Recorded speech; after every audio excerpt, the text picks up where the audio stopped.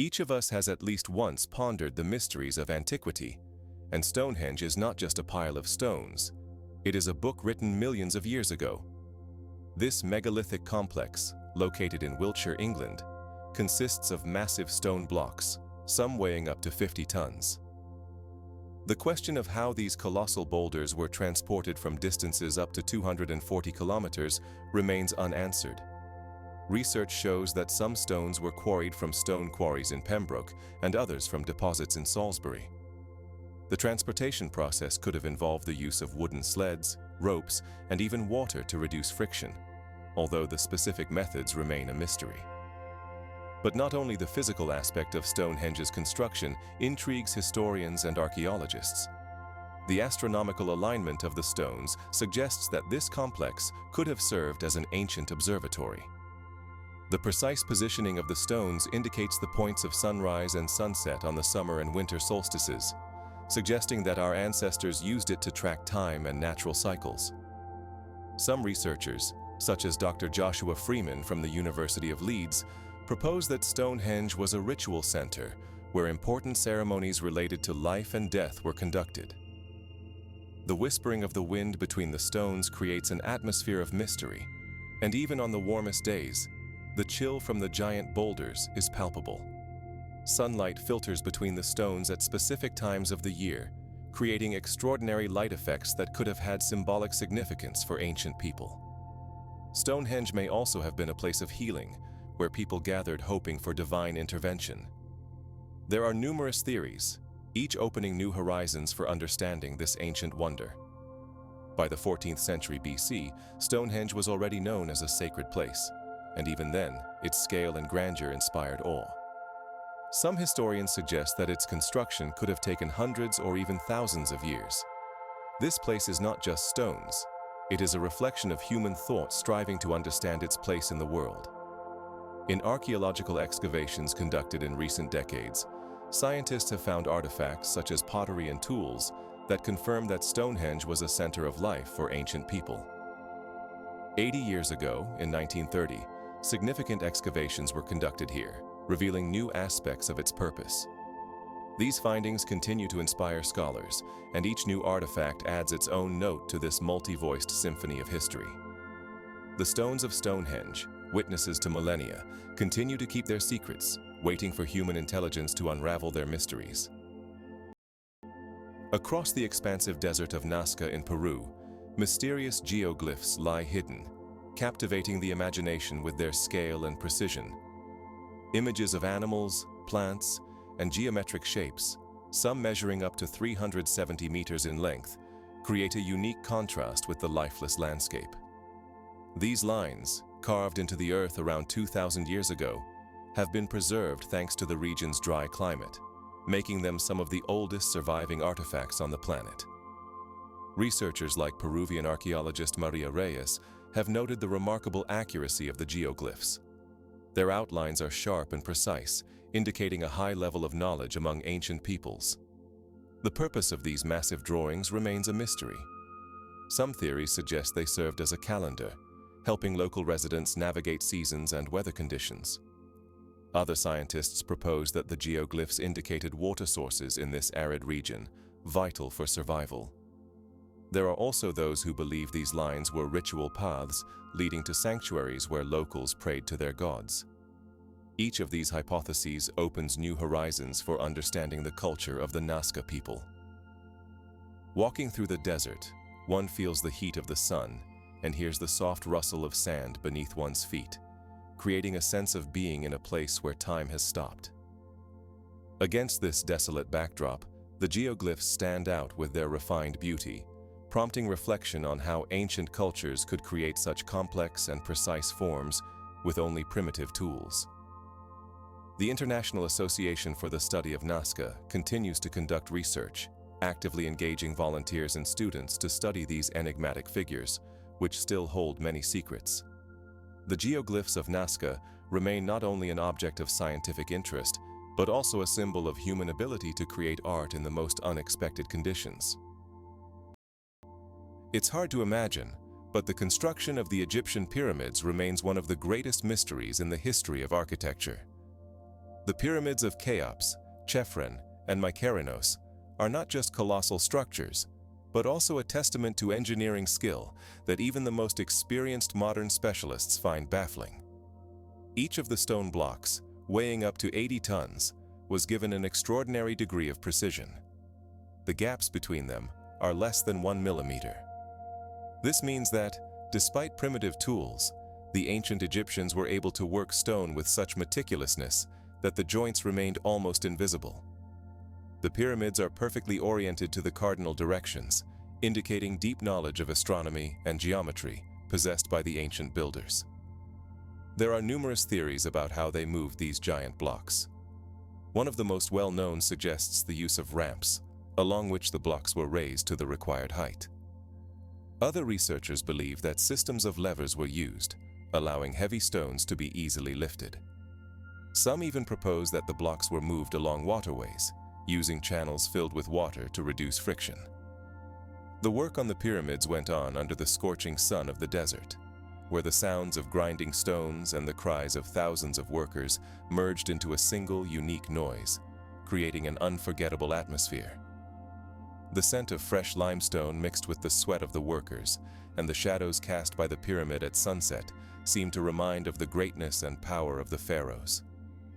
A tense but determined atmosphere reigned, where each worker understood that their efforts were contributing to the eternal memory of Egypt's greatness. Each pyramid required decades of labor, and their construction was a true test of human strength and willpower. According to historians, the construction of the Pyramid of Cheops alone required approximately 2 million stone blocks. In the jungles of Central America, secrets are hidden, shrouded in leaves, where once the voices of the Maya echoed, now lost in silence. From the 8th to the 9th century of our era, the Maya civilization, known for its magnificent cities, mysteriously abandoned its vast settlements. During this time, hundreds of thousands of people left their homes, leaving behind only crumbling temples and abandoned plazas, where now only the rustling of leaves breaks the silence. The most common theories about the causes of this disappearance include a combination of factors: prolonged droughts, depletion of natural resources, epidemics, internal conflicts, and wars with neighboring tribes. Paleoclimatologists studying sedimentary rocks assert that during this time, climate changes led to a sharp decrease in rainfall, resulting in the collapse of agriculture. Studies show that in some regions, rainfall levels dropped by more than 30%, making it impossible for such agrarian societies to continue. This also coincided with a population growth, estimated to reach up to 7 million people, which placed an immense strain on natural resources. In response to the worsening living conditions, social unrest began within societies, escalating to open conflicts where the elite lost power, and ordinary people, weary of war and hunger, rose up against their rulers. As a result, powerful cities such as Tikal and Calakmul were abandoned, and nature quickly reclaimed them. Ancient palaces, once filled with life, now became homes for wild animals, whose sounds echoed the former glory. Lions and jaguars, prowling through tree roots, occasionally interrupted the silence, as if reminding of the once mighty civilization. As a result, several centuries after its peak, the Maya cities were left in ruins, shrouded in mystery that continues to attract the attention of archaeologists and historians. Scholars like David Stewart continue to investigate these enigmatic phenomena, trying to understand how such a powerful culture could disappear so suddenly. As of 2023, research continues, and over 600 abandoned cities have been discovered, which may still hold the keys to unraveling this ancient mystery. Legends about the lost Atlantis, an island state described by Plato in his dialogues Timaeus and Critias, continue to stir the minds of historians and archaeologists.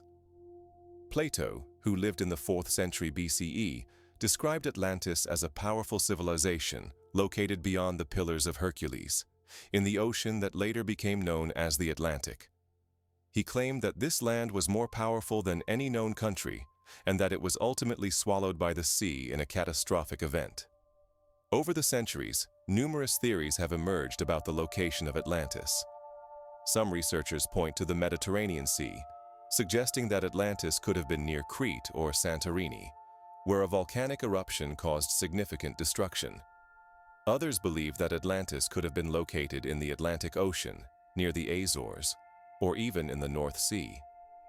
In the Caribbean basin, there are also speculations about possible traces of this mythical land, such as underwater structures found off the coast of Cuba, which have sparked interest among researchers. More radical hypotheses place Atlantis in Antarctica, asserting that remnants of an ancient civilization once flourishing on that continent are hidden beneath the ice. Each theory fuels debates and discussions, while the sound of the sea waves continues to conceal secrets, and the salty smell of the sea fills the air as if reminding us of the grandeur of the lost world. In this context, it is worth noting that archaeologists annually conduct research, including underwater expeditions, to search for evidence of Atlantis's existence. For example, in 2012, a team of researchers led by Dr. Ben Hedges discovered underwater structures off the coast of the Azores, which they believe could be part of a sunken continent. These findings inspire scientists to develop new theories and embark on adventures in the quest for the truth about the mysterious island. Meanwhile, modern technologies such as underwater drones and georadar research open new possibilities for studying the depths of the sea in search of traces of this lost civilization. The scientific community continues to share its opinions on the reality of Atlantis, while the myth continues to inspire not only scientists, but also writers, artists, and filmmakers. At the same time, the search for Atlantis has become a symbol of humanity's quest for knowledge and the unraveling of the mysteries of the past, highlighting how much we still do not know about our history. There is a belief that the discovery of Atlantis could change our understanding of the development of civilizations, and therefore, researchers continue to seek clues that could confirm or refute the myth of the sunken continent. As of now, none of the hypotheses have been definitively proven, and the enigma of Atlantis remains relevant. The Great Sphinx of Giza, a majestic monument, stands as a guardian of ancient secrets on the plateau of Giza, awe-inspiring with its immense scale. It is 73 meters long and 20 meters high. This monolithic giant is carved from limestone, making it both impressive and vulnerable to the passage of time. It is believed that the Sphinx was created during the reign of Pharaoh Khafra, around 2,500 years before our era, making it one of the oldest known monuments in human history. Despite its stone nature, its eyes seem to tell a story, while its weathered features recount the centuries of hardships and trials. Scholars propose various theories about the function of the Sphinx. Some see it as a guardian of the necropolis, others believe it to be a representation of a solar deity, while others view it as an astronomical marker indicating the precise time of day. A unique aspect is the Dream of Thutmosis, the legend of how Pharaoh Thutmosis IV, sleeping at the Sphinx's feet, saw a dream of a god who prophesied his ascension to the throne.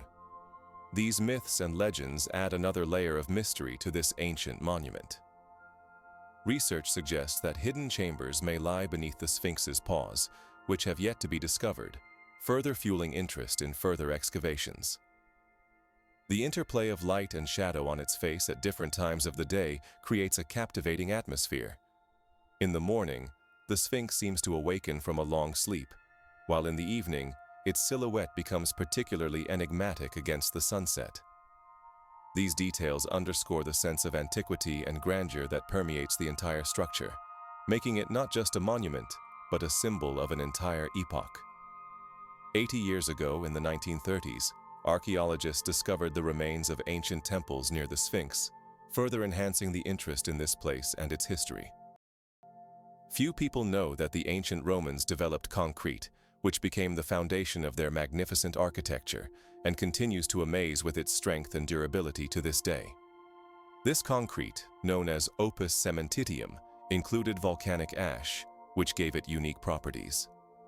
Volcanic ash, mined in the vicinity of Pompeii, not only strengthened the mixture, but also allowed it to harden underwater, which was critically important for the construction of ports and aqueducts. Roman aqueducts, such as the Aqueduct of Appius, stretched for hundreds of kilometers and supplied cities with fresh drinking water. The construction of such structures required outstanding engineering thought. The incline of the aqueducts was carefully calculated so that water could flow without pumps, relying solely on the force of gravity. The sound of water flowing through the vaults of these ancient structures, like an echo of past epochs, filled Roman cities with life and freshness. Baths like the baths of Caracalla amazed contemporaries not only with their size, but also with their engineering solutions. Thermal complexes included heating systems where hot air passed under the floors, creating a comfortable coolness even on hot summer days. When entering, one immediately felt a sharp change in temperature. The coolness of marble walls and floors, polished over centuries, was so pleasant against the backdrop of the hot Roman sun.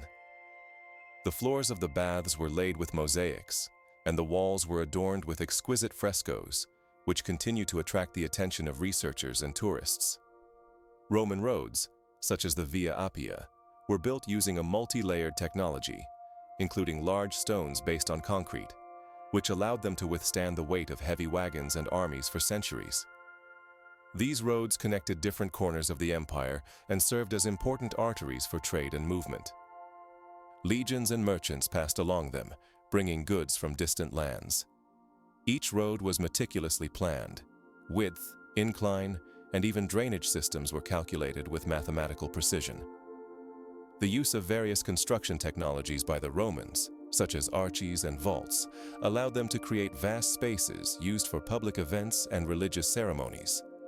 For example, the Colosseum, built in the 1st century AD, could accommodate up to 50,000 spectators and was a true marvel of engineering thought of its time. Its arches and vaults not only ensured the stability of the structure, but also created unique acoustics, allowing even quiet sounds to be heard from afar. Roman builders used methods that were ahead of their time. They combined concrete with brick and stone, creating strong structures that have endured for centuries. The use of fired brick, baked in special kilns, allowed them to create walls that were not only strong, but also beautiful. These construction technologies were passed down from generation to generation, and each new building became more grandiose and complex. All these achievements were not accidental. They emerged against the backdrop of a stable political system that supported the development of science and technology. Roman engineers and architects, such as Vitruvius, documented their knowledge in works that are still studied today.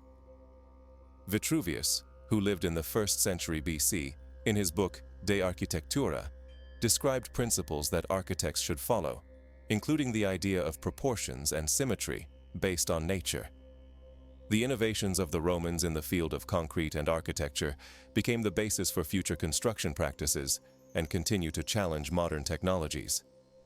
According to estimates, about 80% of Roman buildings constructed from this unique concrete still stand, confirming the mastery of the ancient builders. The number of surviving Roman structures, such as the Pantheon, built at the beginning of the 2nd century, continues to inspire architects around the world. The height of its dome reaches 40 meters, and it remains the largest concrete dome in the world. The Rosetta Stone is not merely an artifact, but a key to unraveling the mysteries of an ancient civilization, shedding light on the secrets of Egyptian hieroglyphs.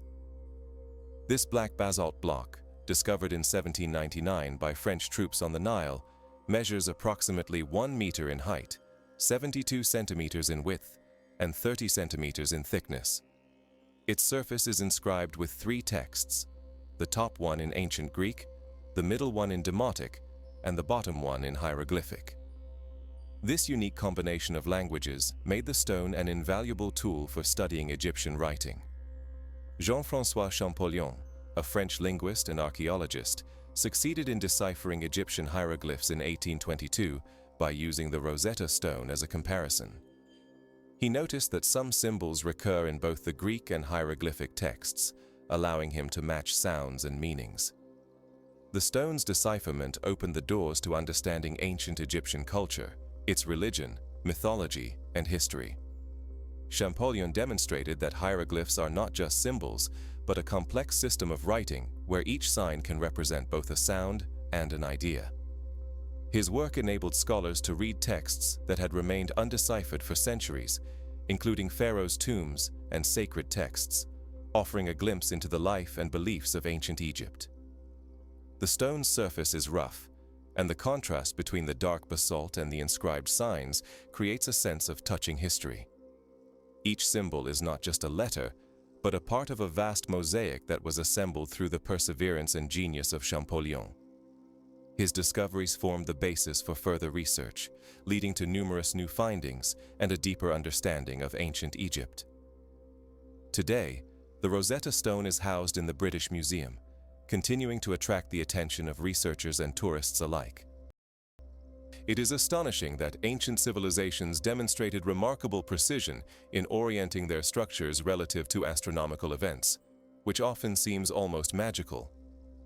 For instance, the Temple of Abu Simbel, built during the reign of Pharaoh Ramesses II in the 13th century BC, is illuminated by the sun twice a year, on February 6th and October 22nd, such that its statues, depicting the pharaoh and gods, are bathed in sunlight.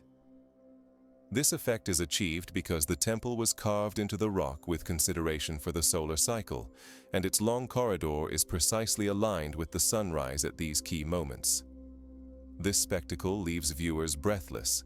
Light penetrates the space, creating a dance of shadows and light that fills the temple with a mystical glow, while the sounds of awestruck whispers from modern observers add an atmosphere of sacred reverence.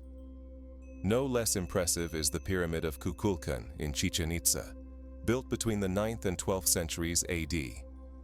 Each year, during the spring and autumn equinoxes, when the sun stands directly over the equator, the shadows from the pyramid's staircase create the illusion of a serpent descending the sides of the structure. This effect is achieved through a clever design, allowing viewers to witness Kukulkan, the god of rain and fertility, seemingly descending to earth, evoking wonder and admiration among local residents and tourists.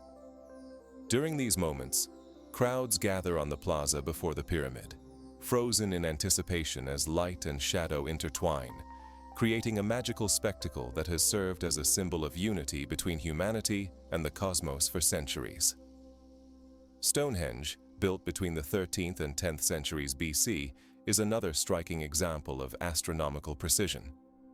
On the summer solstice, usually around June 21st, sunlight passes through the central stone, creating a remarkable sight as light passes through the arch and falls on the ground. This phenomenon draws large crowds who, standing among the ancient stones, feel a sense of awe at the grandeur of nature and ancient architecture. The sounds of awestruck whispers and joyful exclamations fill the air as observers share their impressions of this unique event.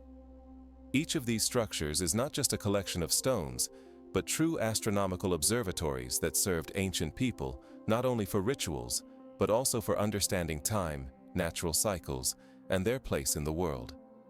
These constructions demonstrate the high level of knowledge that ancient civilizations had in astronomy and architecture, and their ability to unite people in these moments underscores the importance of astronomical phenomena in the cultural and spiritual life of society.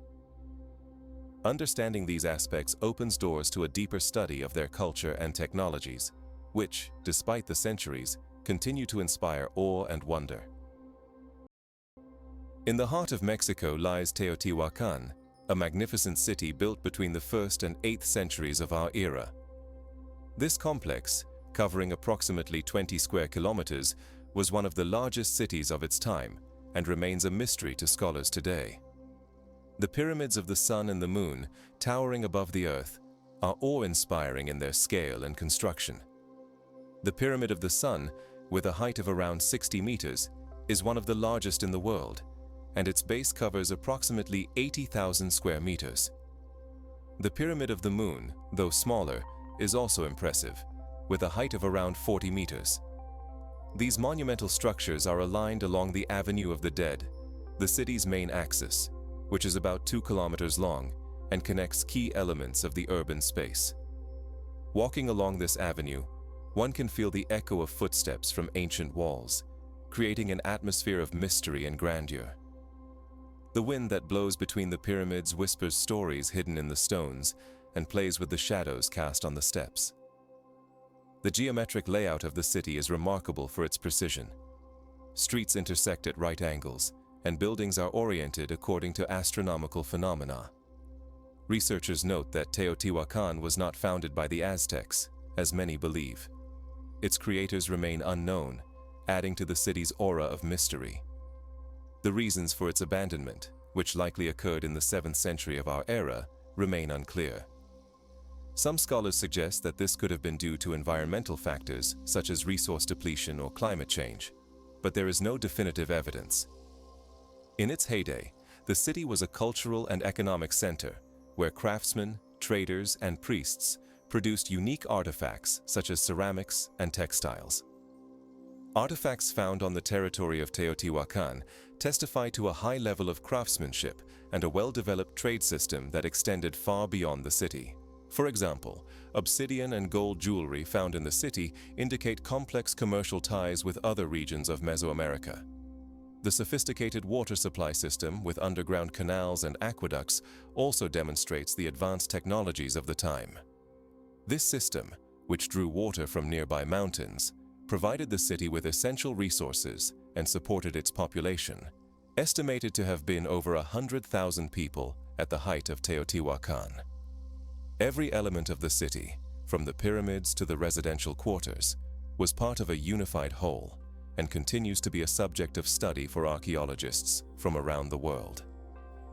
Current research continues, and scientists hope that further excavations will shed light on the life and culture of the inhabitants of Teotihuacan. Imagine for a moment the crystal skulls discovered in the depths of Central America, possessing flawless polishing and anatomical precision. These artifacts, which often raise more questions than answers, can refract light in such a way that it seems as if there is a source of light within them. First mentioned in the 19th century, when collectors began exhibiting them at exhibitions, presenting them as ancient relics. Experts claim that their glass surface is cold to the touch, evoking an indescribable sensation, as if one is holding something from another world. The deep, empty eye sockets of these skulls seem to gaze directly at you, invoking a sense of unease and mystery. The question of their origin remains open. There are two main theories. The first suggests that the skulls were created by ancient civilizations such as the Maya or Aztecs, possessing mystical properties and serving as ritual objects. The second, more skeptical theory, points out that most of these artifacts are skillful forgeries created in the 19th century, when the fashion for exotic items reached its peak. For example, in 1892, a skull from the Mitchell collection was exhibited at a public display and caused great interest. However, it was later found to have been made in Europe. Research conducted in 2012 by a group of scientists showed that the chemical composition of the skulls does not match known materials used in ancient times, casting doubt on their true origin. Scientific analyses revealed that some skulls contain traces of tools that could not have existed in those epochs. These findings underscore the ongoing debates among archaeologists and collectors about what these enigmatic objects actually are. Crystal skulls continue to captivate attention and stir the imagination, raising questions about what we really know about the ancient cultures of Central America. Their enduring appeal lies not only in their appearance, but also in the mysteries they hold. There are skulls, according to rumors, that possess healing properties, and people continue to try to understand how and why they were created. They can indeed be considered a cultural phenomenon, touching not only archaeology, but also mythology, philosophy, and even psychology. Many researchers note how such artifacts have become symbols of the search for truth and understanding, making them even more intriguing for study. In their quest to understand what these skulls really are, scientists continue to delve into their history to determine how they are connected to the culture and beliefs of ancient peoples. These studies open new horizons and sometimes lead to unexpected discoveries that challenge many established notions about ancient civilizations. After all, crystal skulls are not just works of art, but also a symbol of humanity's insatiable thirst for knowledge and discovery of the unknown. In ancient times, The Library of Alexandria was not merely a repository of books, but a true symbol of knowledge and wisdom. Founded in the 3rd century BC during the Ptolemaic dynasty, it became the center of scientific thought and culture, housing up to 700,000 scrolls, including works by great philosophers, mathematicians, and astronomers. The library was actively replenished through a unique information-gathering system. Copies of all texts were made from every ship that arrived in the port. This meant that each new scroll became part of this great collection, preserving the wealth of knowledge from the ancient world. Within the library's walls, an atmosphere reigned that is hard to describe in words.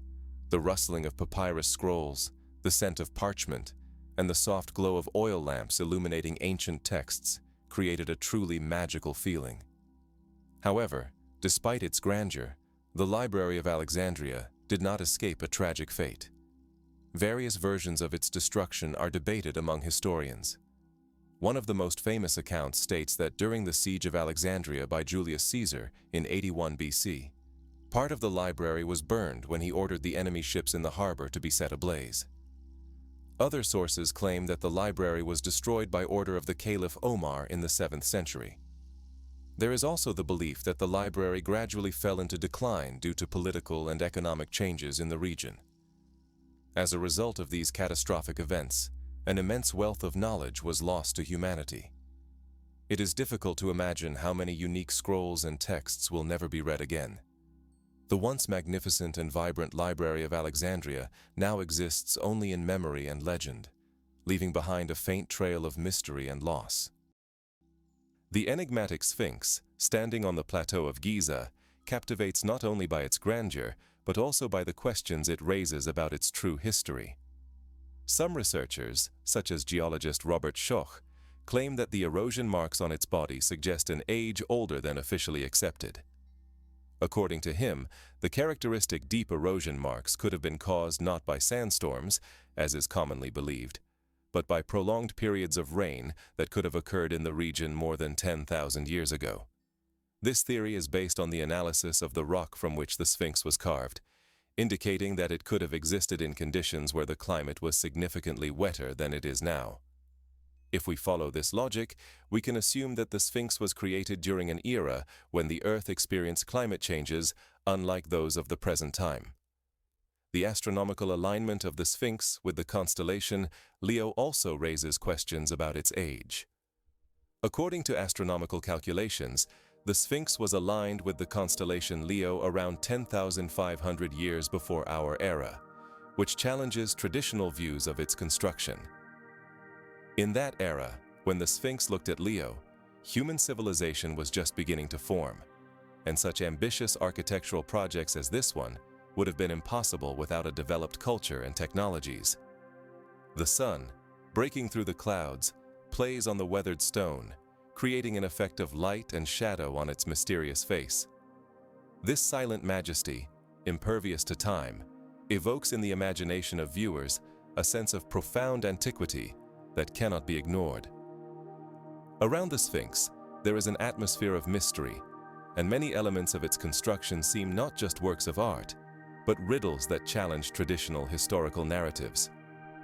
Research conducted in the last decades shows that many aspects of its construction remain unexplained, and each new look at this monument opens new horizons for research. There are many theories about how and by whom the Sphinx was built, but none of them can fully explain its true purpose and the time of its creation. Scientific debates about the Sphinx continue to this day, attracting the attention of both scientists and history enthusiasts who strive to unravel the mysteries of antiquity. The Sphinx, as a silent witness to millennia, continues to stand on guard, observing the changes taking place around it. In ancient texts from various cultures, there are remarkably similar descriptions of divine chariots that stir the interest of researchers. In the Vedas, the sacred texts of Indian culture, there are descriptions of vimanas, flying machines capable of traversing great distances. In the Mahabharata, there is a mention of Krishna's chariot, which shines brightly and is surrounded by thunder, creating an atmosphere of grandeur and power. In the Bible, in the book of the prophet Ezekiel, we find a description of a chariot with 4 living creatures and wheels that seem to move on their own, and the wheels were full of fire. This creates a vivid visual image, infusing the text with energy and dynamism. Sumerian texts, such as the Epic of Gilgamesh, also contain references to divine objects capable of flight, raising the question of how ancient peoples perceived celestial phenomena. Erich von Däniken, a Swiss writer and researcher known for his theories on ancient cosmic contacts, asserts that these descriptions could be evidence of encounters with extraterrestrial beings. He suggests that the gods described in these texts could have been aliens using advanced technologies that ancient people did not understand. The opposite viewpoint argues that these descriptions are metaphorical and serve to explain natural phenomena such as lightning or hurricanes, rather than being evidence of mechanical devices. The appearance of these chariots in texts is often accompanied by bright light, thunder, and strong wind, creating an atmosphere of mystery and power, which may indicate how ancient people interpreted their impressions of natural disasters. In Sumerian reliefs, one can sometimes see deities seated in these chariots, adding another layer to the mystery. These descriptions are typically rich in colorful details that evoke a sense of grandeur and enigma in the reader. The Sumerians used symbolism to convey their ideas about the interaction between humans and gods and nature, making their texts unique and complex to interpret. Comparing these descriptions reveals similarities between different cultures, from Mesopotamia to India, showing how human minds have tried to explain the inexplicable through gods and myths. It is important to note that these interpretations can vary, and sometimes it is difficult to distinguish myth from reality, which is what makes this topic so fascinating to study. In ancient Greek myths, one can also find references to divine chariots, indicating the widespread nature of this motif. For example, the sun god Helios is described as driving a chariot that moves across the heavens, illuminating the earth. Such images convey a sense of divine intervention in human life and emphasize the mythological significance of celestial phenomena. In the Nag Hammadi texts, discovered in Egypt in 1945, there are references to heavenly beings that can also be interpreted as flying objects. The wealth of this data makes research in this area particularly intriguing, opening up new perspectives for discussion. Remarkably, on a map drawn by the Ottoman admiral Piri Reis in 1513, coastlines are depicted that were unknown to Europeans at the time. This map, created based on ancient sources, includes detailed images of the coasts of South America and, intriguingly, part of the Antarctic coast, which was entirely covered in ice at that time. Piri Reis claimed to have used ancient maps and marine records, including works by the ancient Greek geographer Claudius Ptolemy, who lived in the 1st century AD, and even earlier records. It is known that Piri Reis borrowed information from numerous sources, including Arabic and Indian maps, raising an interesting question. Where did he get information about such distant and unexplored territories? Modern scientists have conducted numerous studies to determine the accuracy of the maps created at that time. For example, in 1989, a group of geographers from the University of Florida analyzed Piri Reis's map using modern technologies such as Geographic Information Systems, GIS, and concluded that the outlines of the coastlines indeed correspond to what we see today, despite being under ice at the time. This discovery has led to numerous theories about the existence of earlier, unknown civilizations that possessed knowledge of geography far surpassing that known during the Renaissance. Other researchers, such as geologist Dr. Charles Hapgood, in his book The Mysteries of the Ancient Maps, propose that the maps could be based on oral tradition passed down from one civilization to another. The conclusion that these ancient maps could have been created based on much earlier knowledge of the Earth raises many questions about our understanding of history and geographical research.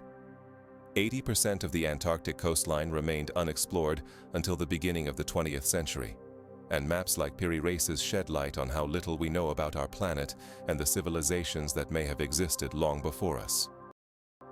Imagine, 2.5 millennia ago, in Mesopotamia, a unique artifact was created, now known as the Baghdad Battery. This device consists of a clay vessel containing a copper cylinder, inside which is an iron rod.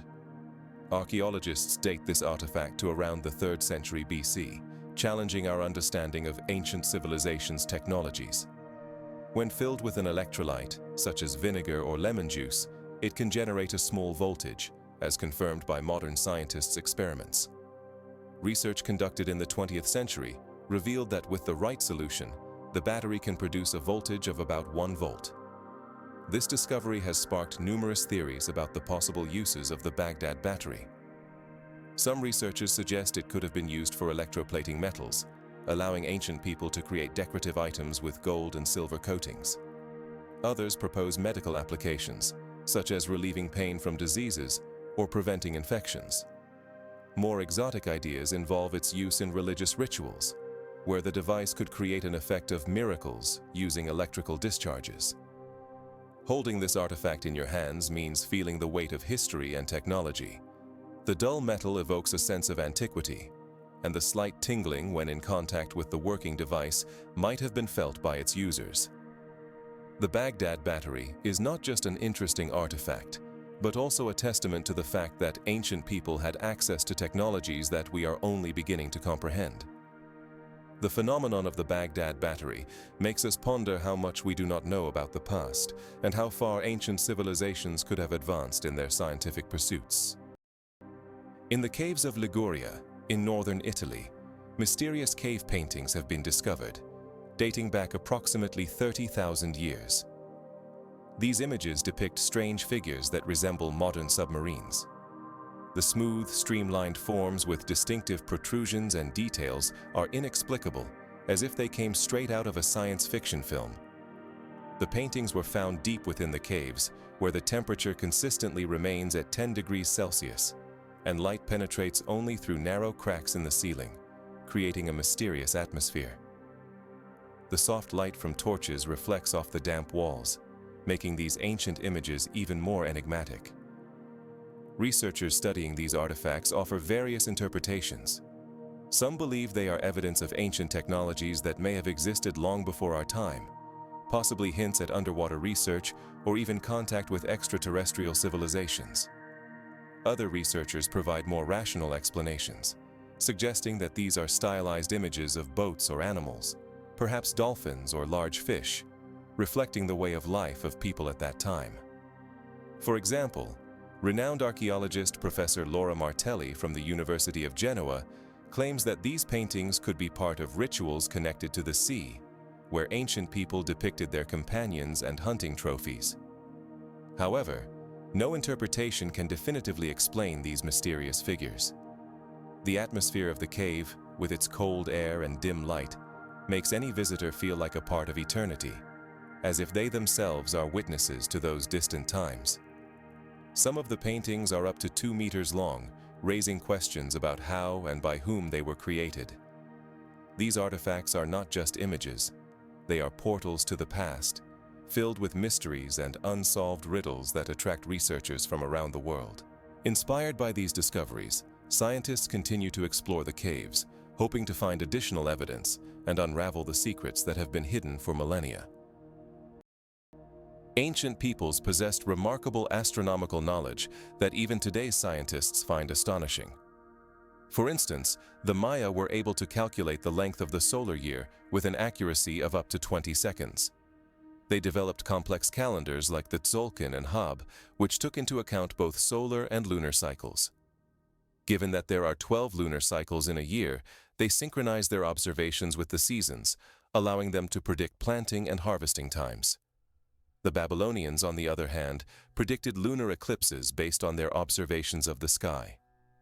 Babylonian astronomers recorded data on celestial phenomena on clay tablets, which was useful not only for astronomy, but also for politics, as eclipses were seen as omens. The builders of Newgrange in Ireland created a megalithic structure that was illuminated by sunlight through a narrow window on the day of the winter solstice, emphasizing their connection to the sun and its cycles. This structure was used as an observatory where people gathered to witness the light entering at specific times of the year, creating an atmosphere of awe and unity with nature. The Antikythera mechanism, found on a ship of the same name in Greece, is an ancient calculating device used to predict the movements of celestial bodies. This device, dating back to the 1st century BC, could predict solar and lunar eclipses, as well as planetary movements, which was an extraordinary achievement for its time. The night sky, as seen by ancient observers, inspired them to create myths and legends, while the silence of temple observatories allowed them to focus on their observations, evoking a sense of awe at the grandeur of the cosmos. It is important to note that astronomical knowledge was not just a scientific achievement, but also an integral part of the culture and religion of these peoples, shaping their understanding of the world and their place in it. Astronomical phenomena such as eclipses and seasonal changes were seen as omens that could influence the fate of entire civilizations. Once in the harbor of Rhodes, there stood a statue known as the Colossus of Rhodes, which was considered one of the 7 wonders of the ancient world.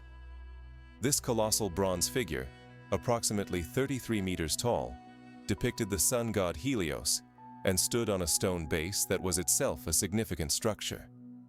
The Colossus was built in 280 BC to celebrate the victory of the Rhodians over the Macedonian general Demetrius Poliorcetes. The statue was created by the renowned sculptor Heres of Lindos, who combined artistic and engineering elements in his work. The bronze plates covering the figure reflected sunlight, creating a dazzling spectacle for sailors approaching the harbor. According to one theory, the Colossus served as a lighthouse, guiding ships to a safe entrance, although this remains a subject of debate. It is also believed that the statue symbolized the freedom and independence of the island. At its height, the Colossus made an impression comparable to how a modern person might feel when looking at the skyscrapers of a large city. The sound of waves crashing against the base of the giant figure created an atmosphere of grandeur and power. The Colossus stood for only a few decades, as it was destroyed by a powerful earthquake in 226 or 227 BC. Although the monument did not survive to our time, its image remains in the historical memory of humanity, inspiring artists and architects for centuries. The statue was never restored, and its power can only be judged by the descriptions of ancient authors such as Pliny the Elder, who claimed that the Colossus was so large that ships could pass between its legs. Legend has it that the hanging gardens of Semiramis were so magnificent that they became a symbol of utopian beauty, difficult to imagine in the harsh climate of Mesopotamia. These gardens, according to ancient sources, were built in the capital of Assyria, Nineveh, around 800 years before our era, by order of King Nebuchadnezzar II, in honor of his wife, who longed for her native mountains. The gardens were constructed as multi-level terraces, supported by powerful columns that rose high above the ground. Architects employed special methods to create a complex irrigation system that lifted water from the Euphrates River. This system included screw pumps and aqueducts that ensured a constant flow of water necessary for the survival of exotic plants growing on the terraces. Archaeologists studying this mythical complex have yet to find definitive remains, which has sparked endless debates about the garden's actual existence. Some researchers suggest that they may have been merely a fabrication or allegory created by ancient writers such as Strabo and Pliny the Elder. Descriptions of the gardens are filled with vivid details. The scent of flowers like roses and jasmine mixed with the aroma of fresh earth, while the babble of water in the canals created a soothing atmosphere. In the hot climate of Mesopotamia, the shade from the green terraces offered respite, contrasting with the surrounding desert and reminding us that even in the harshest natural conditions, a haven of beauty can be created. If they indeed existed, the gardens could have reached heights of up to 30 meters, making them visible from several kilometers away. Despite the lack of material evidence, the myth of the hanging gardens continues to inspire researchers and artists, becoming a symbol of the ideal towards which humanity aspires. On the remote island of Easter, in the heart of the Pacific Ocean, stand hundreds of stone giants, silently gazing into the distance and inspiring mysteries for researchers.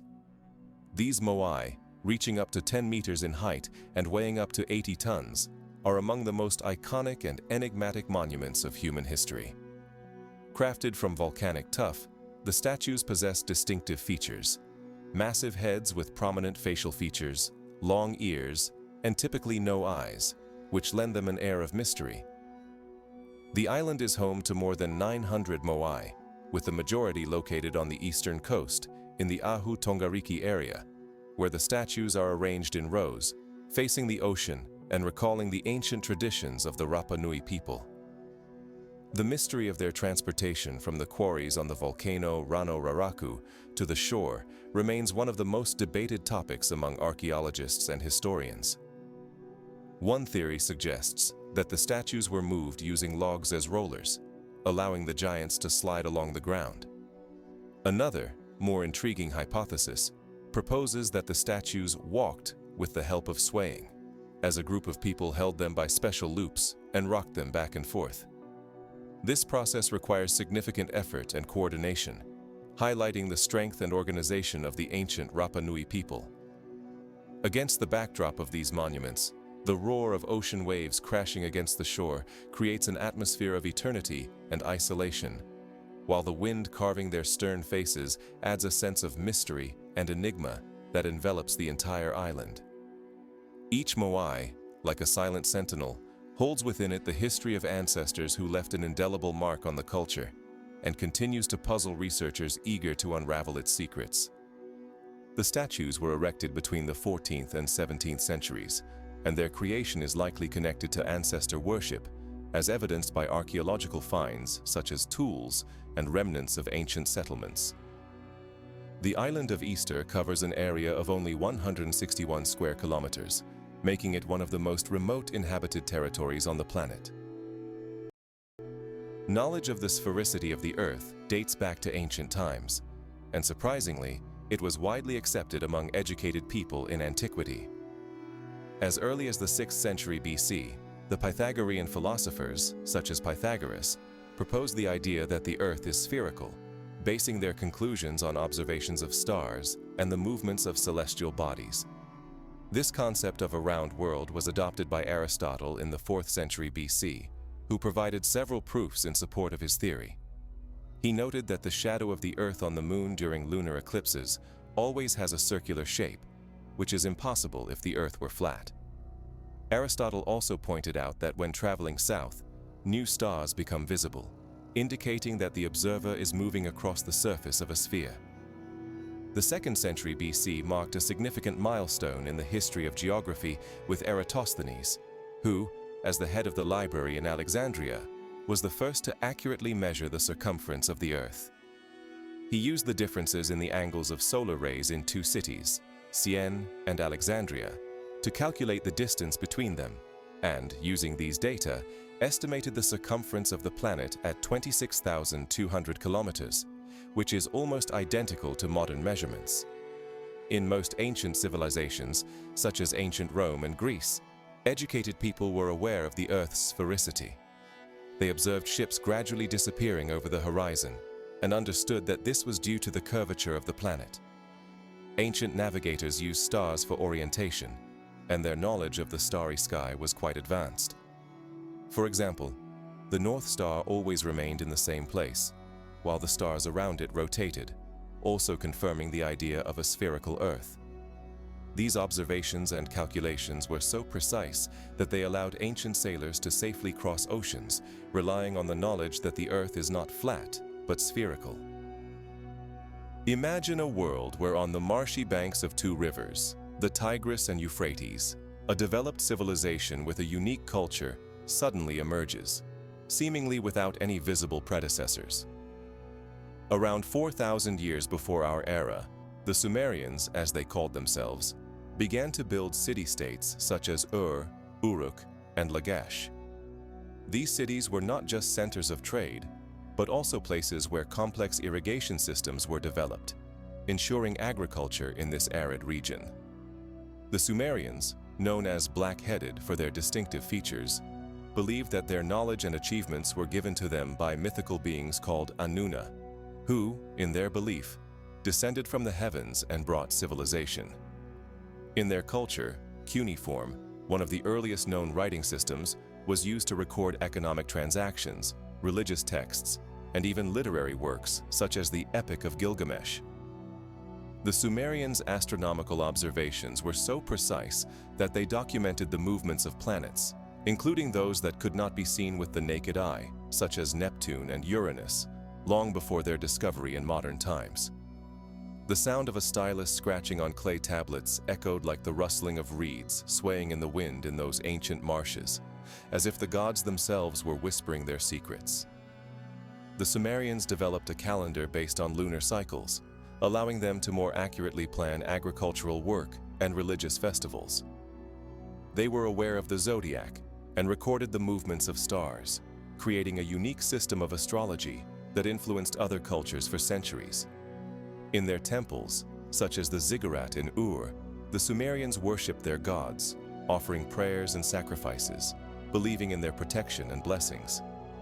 These achievements formed the basis for subsequent civilizations, such as the Akkadians and Babylonians, who adopted and developed Sumerian traditions. But the Sumerians themselves remain a mystery. The question of where they came from and how they achieved such success in such a short period continues to be debated among historians and archaeologists. There are theories about the migration of peoples, but concrete evidence remains scattered. The Sumerian civilization left behind not only material artifacts, but also a legacy that continues to influence the modern world, from writing to religious beliefs. In the ancient Indian epic Mahabharata, there is mention of something that can be considered a precursor to modern technologies. In one of its fragments, a shining weapon is described, which, according to the poet, emitted light brighter than 1,000 suns. The consequences of its use were horrendous. Food became poisoned, and those who survived lost their hair and nails, as if they had been burned by an invisible flame. These lines evoke a sense of awe, making one ponder whether ancient times could have possessed knowledge and technologies beyond our comprehension. Parallels with nuclear weapons and their destructive consequences are not just abstract speculations, but concrete descriptions that stir our imagination. Vedic texts also mention vimanas, flying machines that, according to legends, could travel through the air and even into space. These machines, described as capable of incredible maneuvers, evoke associations with modern drones, but on the level of myths and legends. There is even a mention of mirrors used in ancient China for transmitting images over long distances. These texts contain an archaic language that contrasts with the descriptions of technologies that sound so modern, creating an effect of a temporal rupture. The texts are filled with details that seem to transcend human experience. Mirrors could reflect light waves, creating images visible from a great distance. Reading these passages not only arouses curiosity, but also makes one consider that ancient civilizations might have possessed knowledge that does not fit into our conventional understanding of history. Comparing these ancient texts with modern technological achievements becomes not just interesting, but sometimes even frightening, when one realizes that these ancient texts might not just be myths, but records of real events and discoveries. In this context, Mahabharata and other Vedic texts become not just literary works, but genuine historical artifacts that require careful analysis and interpretation. One such example is the mention of the shining weapon in Mahabharata, where the catastrophic consequences of its use can remind us of nuclear explosions from the 20th century. These texts contain deep knowledge that could provide insights into how and why civilizations developed. Comparing them with modern technologies raises many questions. What knowledge was lost, and what could have changed the course of history if it had been passed down to subsequent generations? The texts of Vedic literature are filled with mentions of unimaginable devices and technologies that might have once existed. The attitude towards these fragments can range from skepticism to admiration, but they undoubtedly open a window into a world where technology and magic could coexist, creating unique conditions for the development of human civilization. It is important to note that such descriptions not only expand our understanding of the past, but can also inspire further research and discoveries in the fields of archaeology and the history of technology. The curse of the pharaohs is not just a myth, but a phenomenon often discussed in the context of archaeological discoveries. One of the most famous cases occurred in 1922, when Lord Carnarvon, who funded the excavation of Tutankhamun's tomb, died just 5 months after its opening. His death was shrouded in mystery. He died from a mosquito bite that led to blood poisoning, but many attribute this tragedy to the infamous curse supposedly placed on those who disturbed the rest of the ancient dead. Soon after Carnarvon, several people involved in the excavations also died under strange circumstances. For example, archaeologist Arthur Mace, who studied the tomb, died of pneumonia, while another expedition member, Lord Foster, died in a car accident. Rumors of the curse spread worldwide, sparking fear and interest in ancient Egyptian tombs. Scientific explanations for this phenomenon were not long in coming. Some researchers point to toxic mold fungi that could have inhabited the musty air of the tombs, causing serious illnesses. Additionally, there is the psychological effect. Being in tombs filled with ancient hieroglyphs and warning inscriptions could cause researchers to experience severe stress, which in turn could lead to health deterioration. Recall the atmosphere of these ancient burial chambers, with dim torchlight barely illuminating the walls covered in hieroglyphs and the damp, musty air filling the space, inducing a sense of dread and impending danger. Every crack in the stone, every sound echoing off the walls, evokes the feeling that ancient spirits are indeed watching those who dare to disturb their peace. The curse of the pharaohs continues to spark debate and discussion among scientists, as it reflects not only the fear of the unknown, but also the deep human need to understand how the past can influence the present. It is interesting that in the 20th century alone, more than 30 cases of unexplained deaths or misfortunes were recorded following the opening of tombs. In the heart of the Mexican peninsula of Yucatan lies the ancient city of Mérida, which rightfully claims to be one of the pearls of the Mayan civilization. The architectural features of the city present an extraordinary blend of styles, reflecting the influence not only of the Maya, but also of the Toltecs and other Mesoamerican cultures. The walls of the buildings, made of limestone, were adorned with carvings depicting gods and mythical creatures, indicating the high level of artistic skill of its builders. Mérida was not only an administrative center, but also a significant trade hub connecting different civilizations, making it unique in the context of the region's historical development.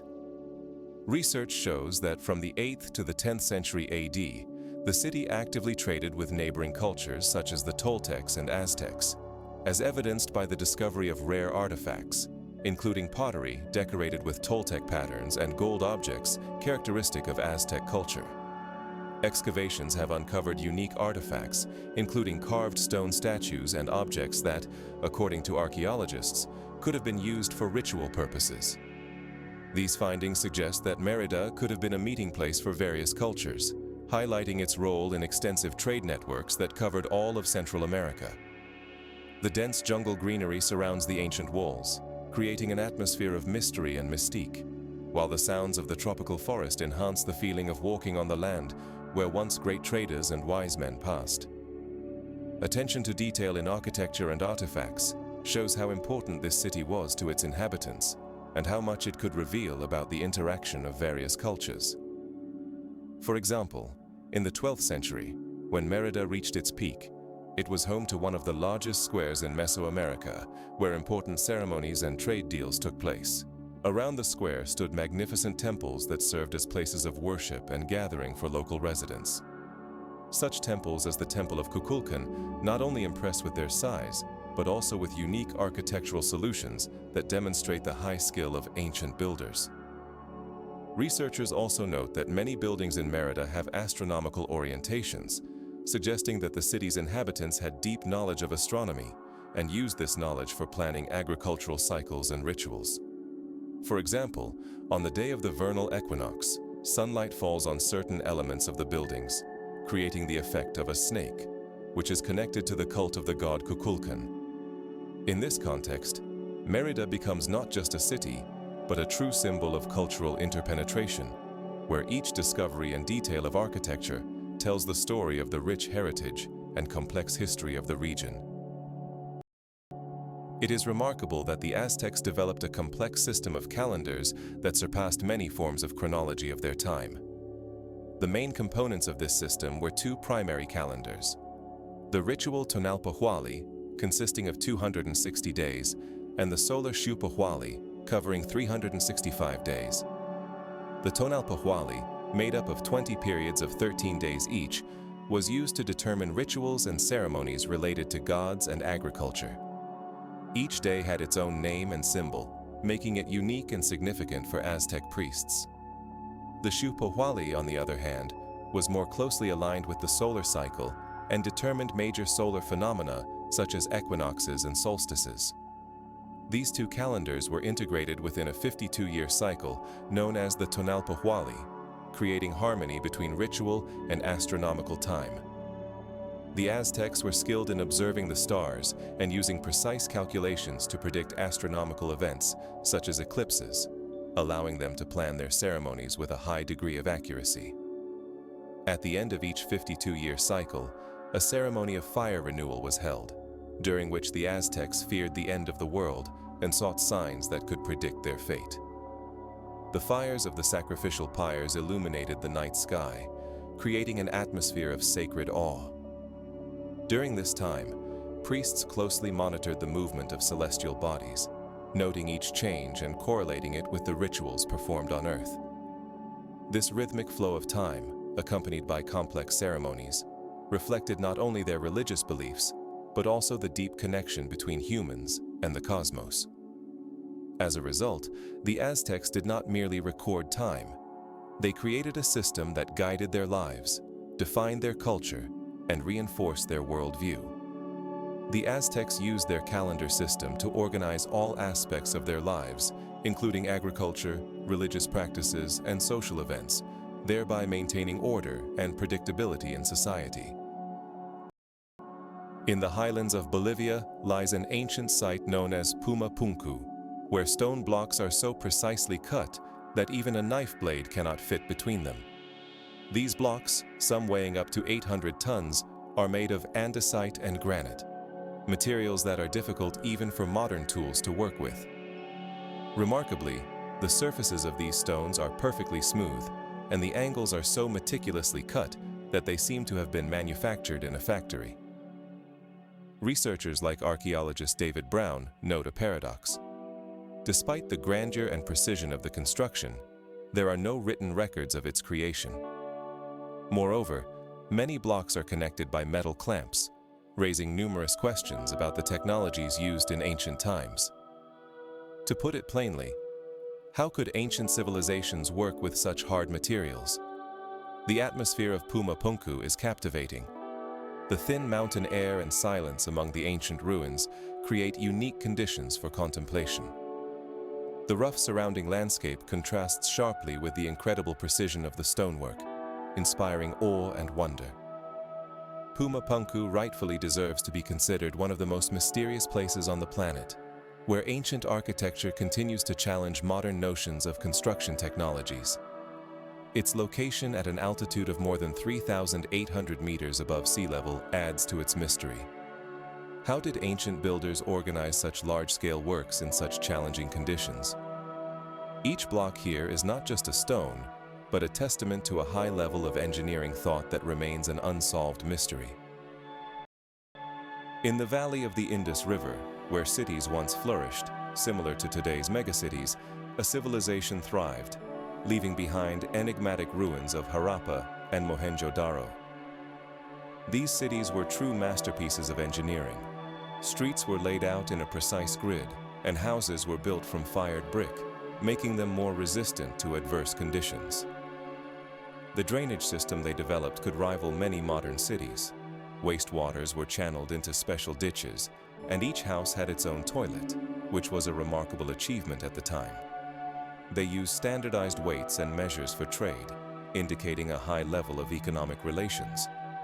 However, with the disappearance of this civilization, mysteries began to emerge. Various theories exist about the causes of its decline. Changes in river courses that flooded fields and disrupted agriculture, climatic changes leading to droughts, invasions by Aryan tribes that could have disrupted peaceful ways of life, and epidemics that depleted the population. Mohenjo-Daro, with its impressive citadel, likely played a significant role in the city's life. This structure towered over surrounding buildings and could serve as both a center of power and a strategic refuge.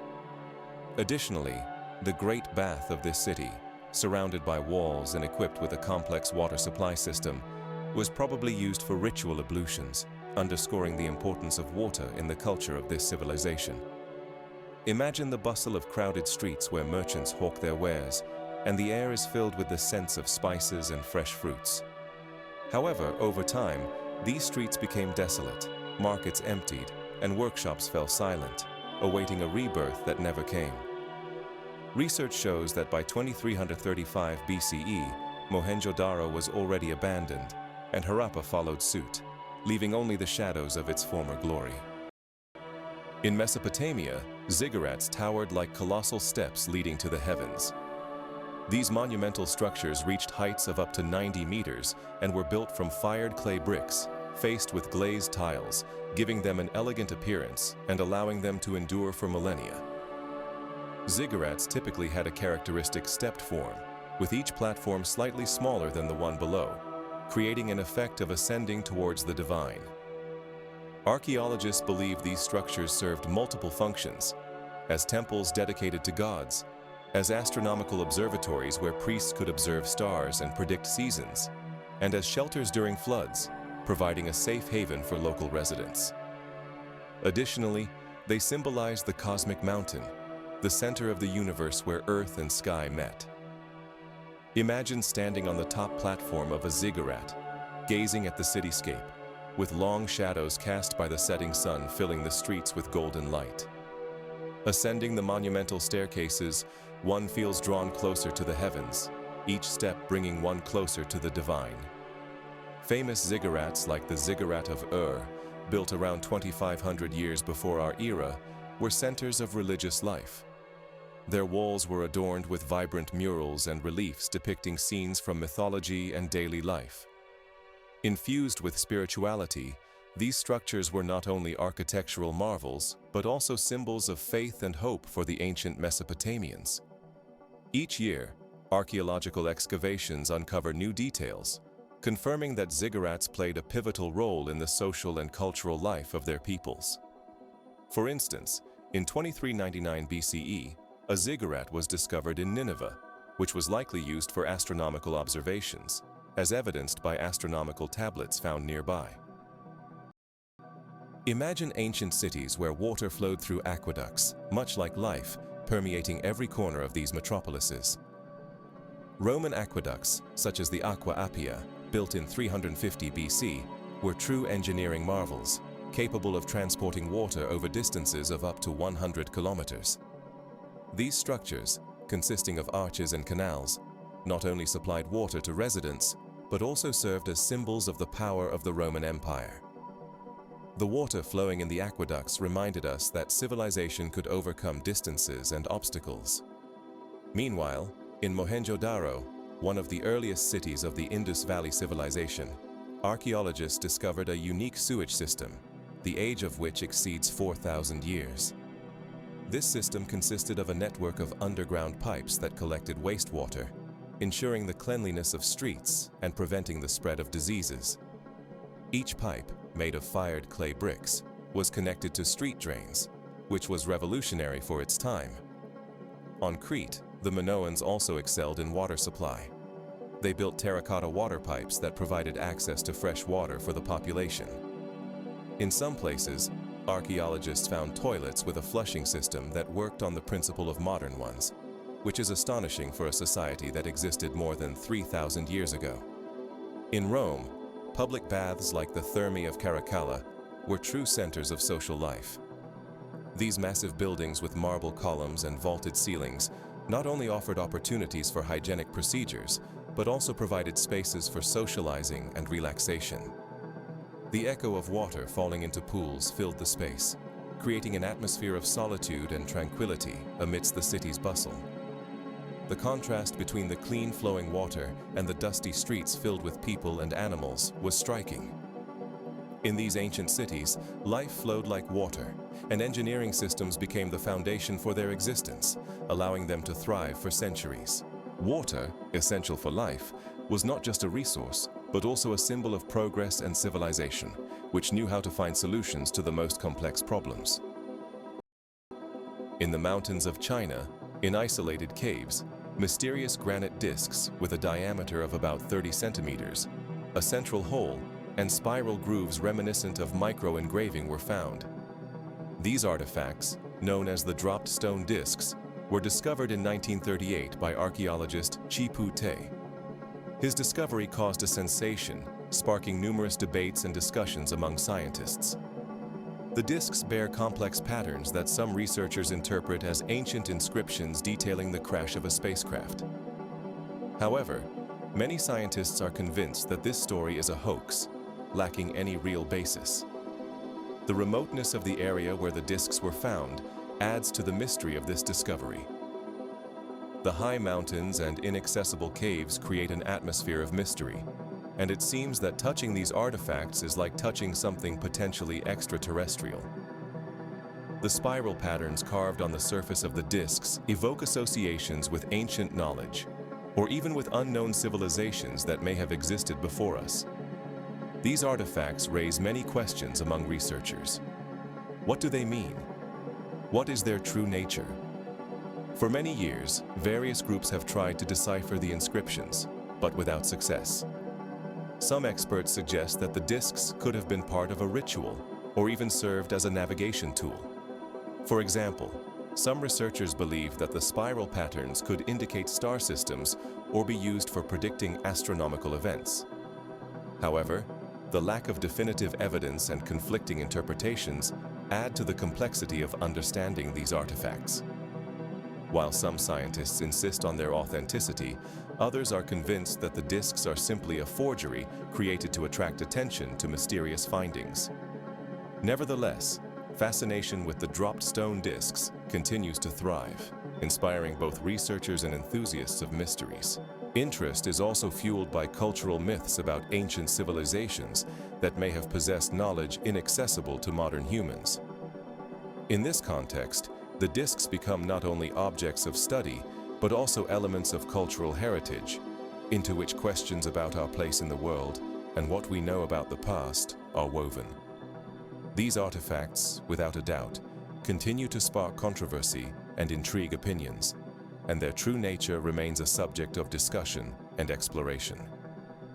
Some researchers even propose that the discs could have been connected to ancient people's contacts with extraterrestrial civilizations, adding another layer of mystery to their history. The study of the dropped stone discs opens up vast horizons for further research and leads to a new understanding of ancient artifacts. It is interesting to note that in recent years, some researchers have begun using modern technologies such as 3D scanning for more detailed study of the patterns on the discs, which could lead to new discoveries. With each new discovery, the history of the dropped stone discs becomes even more complex and multifaceted. Archaeology, as a science, always lives in tension between facts and interpretations, and the dropped stone discs serve as a vivid example of this dynamism. It's hard to imagine, but the stoneworking technologies of ancient Egypt continue to amaze even today. The Egyptians were masterful in working with granite, which has a hardness of 7 on the Mohs scale, as well as with diorite, which reaches a hardness of 8, and basalt, which has a hardness of 6. These stones, with their exceptional strength, allowed for the creation of monumental structures that have stood on the earth for more than 5,000 years and continue to amaze with their precision. For instance, the perfectly smooth surfaces of the granite blocks used in the construction of the pyramids at Giza are so polished that they reflect like a mirror. The angles and joints between the stones are executed with minimal deviation, indicating a high level of skill among the ancient stonecutters. One of the most astonishing aspects of stoneworking is the cylindrical drilling, which left holes with minimal deviations in diameter. Research shows that some of these holes were only a few centimeters in diameter, indicating a high level of technology. There are many theories about how the Egyptians achieved such results. One hypothesis suggests the use of abrasive sand in combination with a copper saw for stoneworking.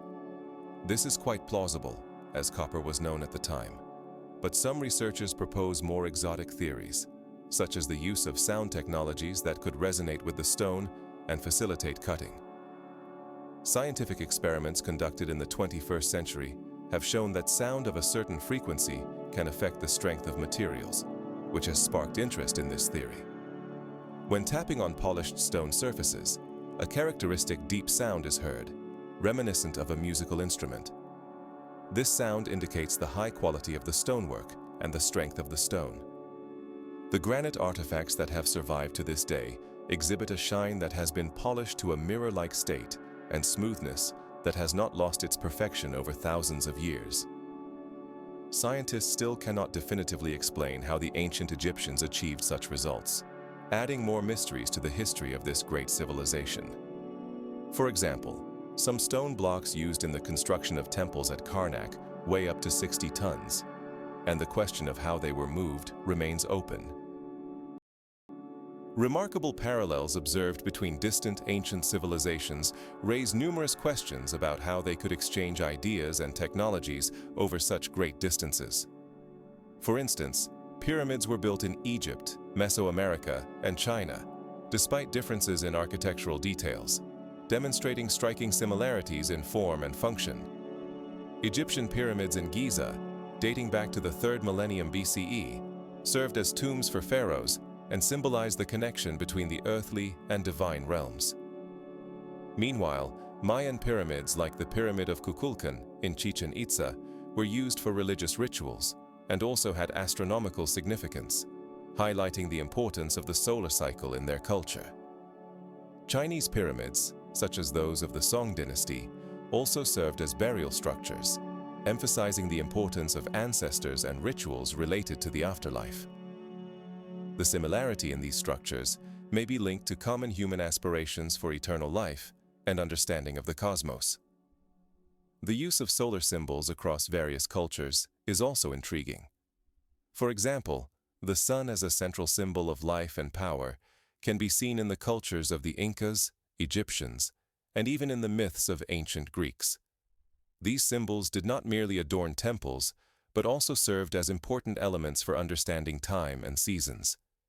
In Mesoamerica, solar calendar systems like the Aztec calendar were based on observations of solar cycles, which also have parallels with Egyptian solar cults that revered Ra as the supreme deity. Similarities in flood myths also provoke interest. Legends of a global flood are found in various corners of the globe, from the Sumerian epic of Gilgamesh to the biblical story of Noah, and even in the myths of indigenous Australians. Scholars note that such narratives could have arisen independently in different cultures or been the result of the spread of ideas. Diffusionist theories suggest that ideas and technologies could have spread through contacts between peoples, which could have been achieved through trade, war, or migrations. There are also hypotheses about what is known as the mother civilization, from which many known cultures may have originated.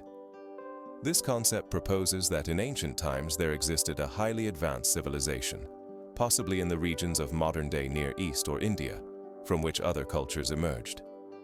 For example, some researchers point to similarities in agricultural methods and architecture in the Nile and Indus valleys, raising questions about possible contacts between these regions. Technological achievements, such as the use of astronomical observations to create calendars, also demonstrate parallels. Ancient Egyptians and Mayans used astronomical knowledge to determine planting and harvest times, creating highly accurate calendars, which were critically important for their agriculture. Remarkably, the methods of time measurement in these cultures were equally precise, despite developing independently. Parallels in architecture, symbolism, and myths of ancient civilizations raise many questions about how people in different historical periods and in various parts of the world could create similar ideas and structures. These connections remain a subject of active research and discussion in academic circles, and each new discovery in this field only adds more mysteries to the history of humanity. Ultimately, this underscores how deep and complex human cultural roots may be, possibly reaching back into the distant past. Deep beneath the earth in Cappadocia, Turkey, entire cities are hidden, capable of housing thousands of people.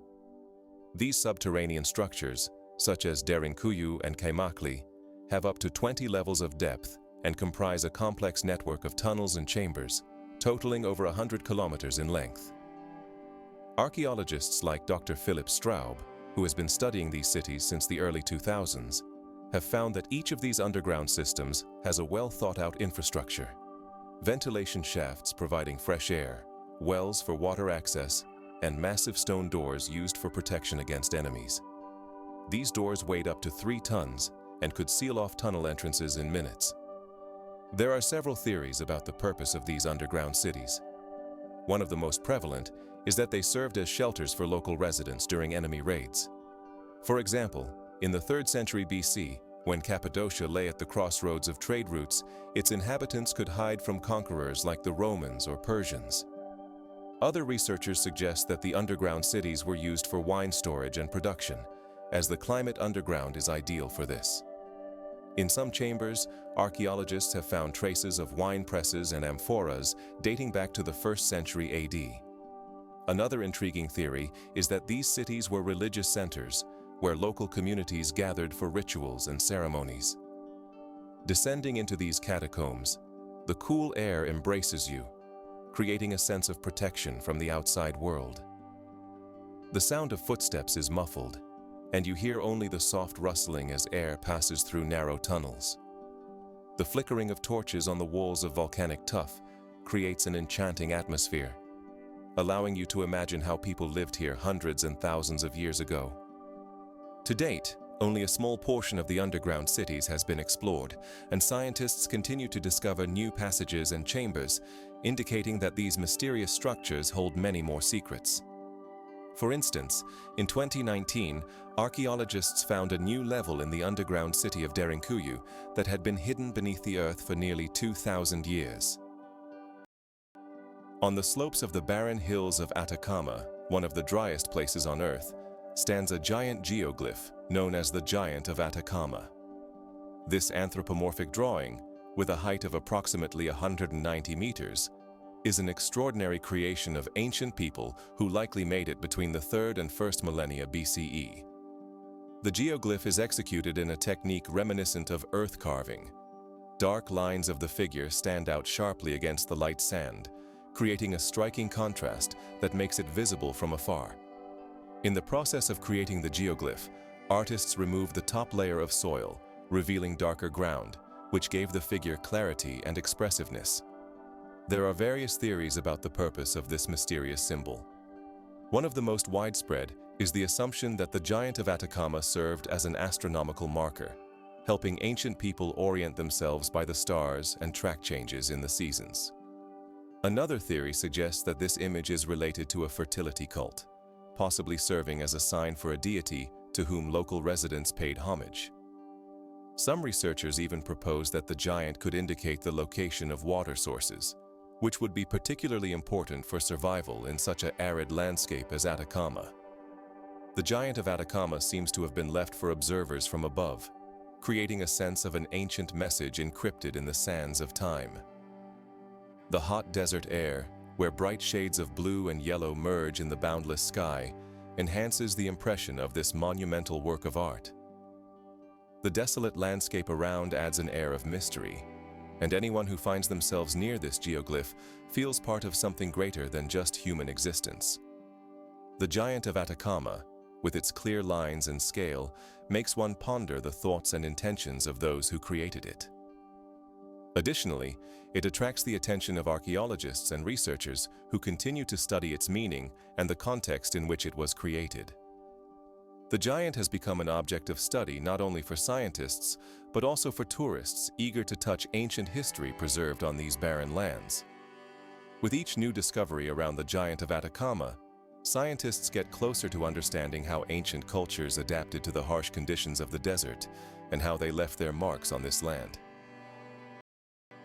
Imagine a civilization that thrived for centuries on the sun-kissed island of Crete, leaving behind magnificent palaces adorned with vibrant frescoes and intricate systems of plumbing and sewage. The Minoan civilization, which existed for around 2,000 years before our era, was considered one of the most advanced of its time. Their capital was Knossos, where a vast palace complex was built in the early 2nd millennium BCE.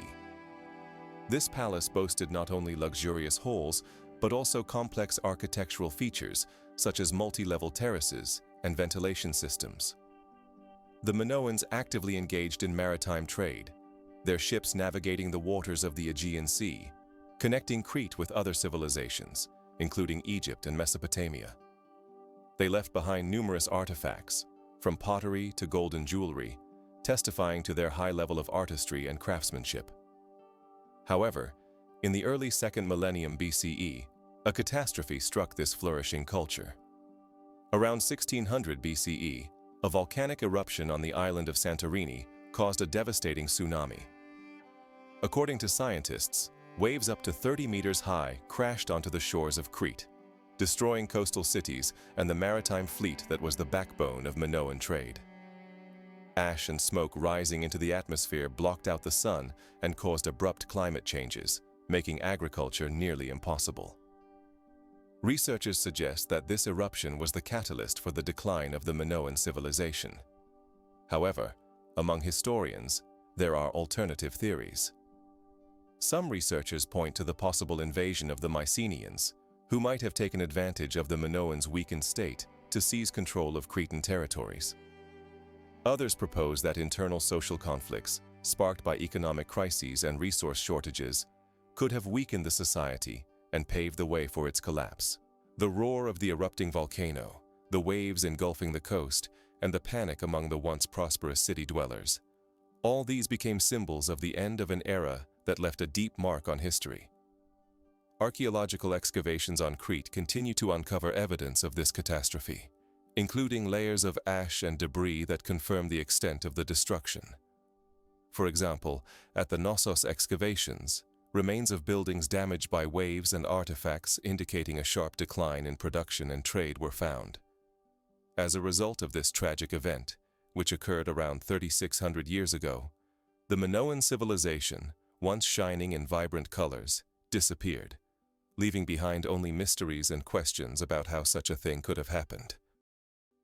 In the highlands of Bolivia, in the ancient city of Tiwanaku, stand the Sun Gate, a monumental portal that captivates researchers and enthusiasts of ancient history. This architectural masterpiece reaches 3 meters in height and 4 meters in width, constructed from andesite weighing around 10 tons. The central bas-relief depicts a mysterious deity with rays, which, according to scholars, could symbolize a solar deity. The Sun Gate served not only as an architectural landmark, but also as an astronomical marker, linking the ancient culture with the solar calendar.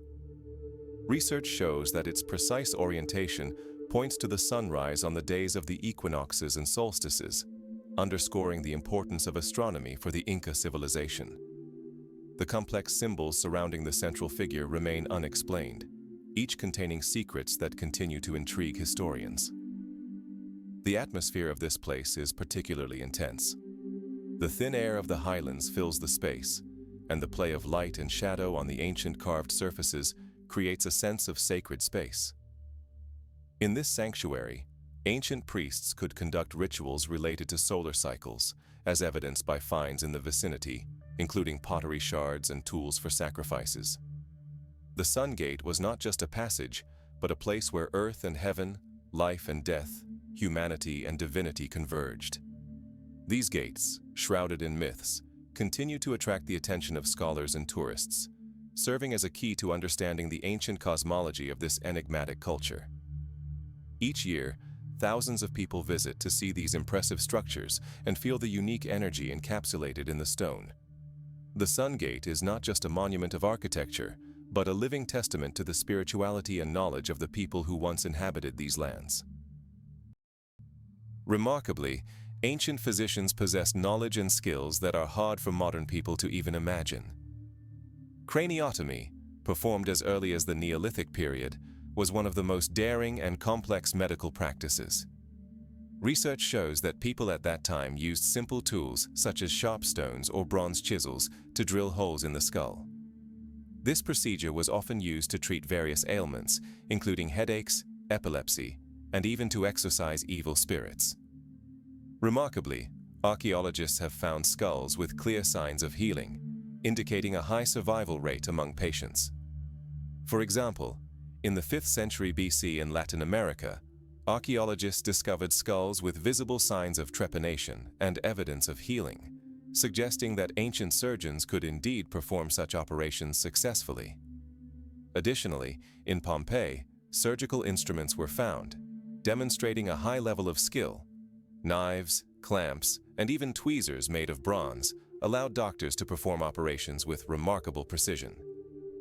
Egyptian medical papyri, such as the Ebers Papyrus, dating back to around 1500 BC, contain numerous recipes and treatment methods, including the use of herbs for anesthesia. The scents emanating from these herbs were not only soothing, but also sometimes exotic, creating an atmosphere of hope for patients on the operating table. Ayurvedic practices in India, which have existed for over 3,000 years, also offer numerous treatment methods, including surgical procedures, and emphasize the importance of balance between body and spirit. Unique sounds produced by primitive tools working on bone created an atmosphere filled with fear and hope. Patients undergoing such operations experienced severe pain, but their faith in healing and the experience of the surgeons often brought the desired results. One fact stands out. In the 30th century BC, Egyptian surgeons used methods that included both physical intervention and healing rituals, underscoring their understanding of human nature and the desire for healing. In the tropical forests of Costa Rica, scattered are hundreds of mysterious stone spheres that are astonishing in their perfection. These spheres vary in size from several centimeters to 2.5 meters in diameter and can weigh up to 16 tons. Most of them are made of granodiorite, which gives them a characteristic gray color and strength. The remarkable precision of their spherical shape raises many questions. How could ancient craftsmen achieve such ideal sphericity in conditions where modern technologies do not always succeed in replicating this result? Scientific research shows that the spheres are arranged in strict geometric patterns, indicating a high level of mathematical and astronomical knowledge among the ancient inhabitants of the region. There are many theories about their purpose. Some researchers suggest that these spheres could have served as astronomical markers, helping to track the movements of celestial bodies. Others believe they were symbols of status, demonstrating the power and influence of local rulers. There are also hypotheses that the stone spheres could have been used as navigational aids for tribes traveling through dense jungles. The humid air of the tropical forest, filled with the sounds of wild nature, creates a contrast between the ideal forms of these stone objects and the chaotic vegetation around them. Each sphere, lying among vines and ancient trees, seems to whisper about the mysteries that remain unsolved. Some spheres were found on territories that in ancient times could have been centers of communal life, adding to their aura of mystery. Local people, steeped in centuries of tradition, still pass down legends about them, adding more intrigue to this ancient enigma. Research conducted by archaeologists such as Dr. Richard Carey indicates that the stone spheres may be part of a broader cultural system connected with rituals and beliefs of ancient tribes. Each time we pay attention to these stone constructions, we encounter questions about the knowledge and skills of their creators and how they interacted with the surrounding nature. No other place on Earth can boast such a concentration of these unique objects, which continue to inspire awe and research interest among scientists and tourists from around the world. In Costa Rica, every encounter with these ancient spheres becomes not just a journey into the past, but a true immersion into a world of mysteries that may never be fully unraveled. Under the water off the eastern coast of the Bahamas lies a mysterious structure known as the Bimini Road. This underwater formation consists of correctly placed rectangular blocks that form something resembling a paved road or wall extending into the depths of the ocean. The height of individual blocks reaches 1 meter, while their length varies from several dozen centimeters to several meters. The first mentions of this mysterious object date back to 1955, when a team of underwater researchers noticed strange stone structures on the ocean floor. Soon after, debates about the origin of these blocks began. Some scientists claim they are remnants of an ancient civilization, possibly Atlantis, about which many legends speak. Others, on the contrary, insist that they are a natural geological formation resulting from erosion and movements of the Earth's crust. Notably, in 1930, American mystic Edgar Cayce predicted that the remains of Atlantis would be found in this area, adding another layer of intrigue to this place. Research conducted in 2001 showed that the structure could indeed be artificial, but definitive evidence of this is still lacking. Underwater archaeologists diving into the clear waters of the Bahamas describe how sunlight penetrates the water and plays on the surface of the blocks, creating mesmerizing light effects. Waving seaweed wrapped around the stone structures adds a sense of mystery hidden beneath the water's surface. These underwater investigations attract the attention of both scientists and tourists who wish to see this place with their own eyes. The water here is crystal clear, and visibility underwater reaches 30 meters, making the dive particularly exciting. The Bimini Road remains an object of active debate and research, as many researchers continue to seek answers to questions about its origin and significance. In 2003, a research team led by Dr. John Smith from the University of Auckland conducted detailed studies of the structure using modern technologies such as underwater robotic devices. They found that the blocks are made of limestone, which was likely quarried nearby. This information raises new questions. If the blocks were indeed created by human hands, who and when built them? Perhaps we will never know the truth, but the mystery of the Bimini Road continues to live its own life, drawing attention to the secrets of ancient civilizations. The Knossos Palace on Crete is an architectural marvel that captivates the imagination with its multi-level structure, featuring over 1,000 rooms connected by intricate corridors. Built around 2,000 years before our era, the palace showcases advanced engineering solutions, such as a sophisticated water supply system utilizing complex aqueducts and drainage channels. Its vibrant frescoes, depicting scenes from the daily life of the Minoans and their religious rituals, continue to awe researchers and tourists alike. For instance, the famous fresco Dancing Girls not only illustrates the art of the time, but also highlights the importance of rituals associated with the bull cult, which was a central element of Minoan culture. The legend of the Minotaur, originating from this place, links the myth with the real architectural features. The labyrinthine corridors of the palace could indeed have served as a prototype for the labyrinth, where, according to the myth, the Minotaur was hidden. The interior rooms of the palace, such as the throne room, impress with their grandeur. The throne, carved from stone, and the walls adorned with frescoes, create an atmosphere of power and sanctity. Meanwhile, storage rooms held supplies of grain and other goods, and the use of linear A script for record-keeping indicates a high level of economic and organizational sophistication among the Minoans. Light wells penetrating deep into the rooms create a play of light and shadow, adding mystery and beauty. The scent of the sea wafting through the open courtyards, combined with the echoes of the palace's daily life reverberating through the corridors, creates a unique atmosphere that transports us to a distant past, when this place was the center of political and cultural life. The Knossos Palace is not only an architectural achievement, but also a symbol of the wealth and complexity of the Minoan civilization, which left its mark on history despite its enigmatic nature. Large stores of foodstuffs, such as grain and olive oil, found in Knossos point to a well-developed agricultural system. Ancient civilizations left behind not only architectural masterpieces, but also enigmatic artifacts that sometimes make us ponder the possibility of contact with extraterrestrial civilizations. For instance, in the petroglyphs found in the Nazca Desert in Peru, figures are depicted that remarkably resemble modern astronauts with helmets and spacesuits. These images, dating back approximately 2,000 years, raise numerous questions about how ancient people perceived technologies that were beyond their reach. In the Vedic texts of India, there are mentions of vimanas, flying machines capable of traversing the sky and even space. Some researchers claim that these descriptions resemble modern concepts of spacecraft. Figures resembling astronauts were also found on Mayan reliefs, adding another chapter to this complex history.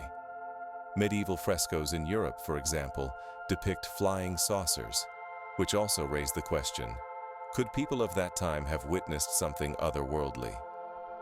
Proponents of the paleocontact theory point to the sudden appearance of complex technologies in various civilizations, such as the Egyptian pyramids or the megalithic structures in Britain, and argue that such achievements could be the result of interaction with more advanced beings. Some of them refer to artifacts like the golden idols of the ancient Incas, which in their view could be images of extraterrestrials. However, the scientific community is skeptical of these theories, asserting that many of these evidences can be explained by human creativity and cultural interpretation. Scientific critics emphasize that the lack of solid evidence and the abundance of speculation make such theories unlikely.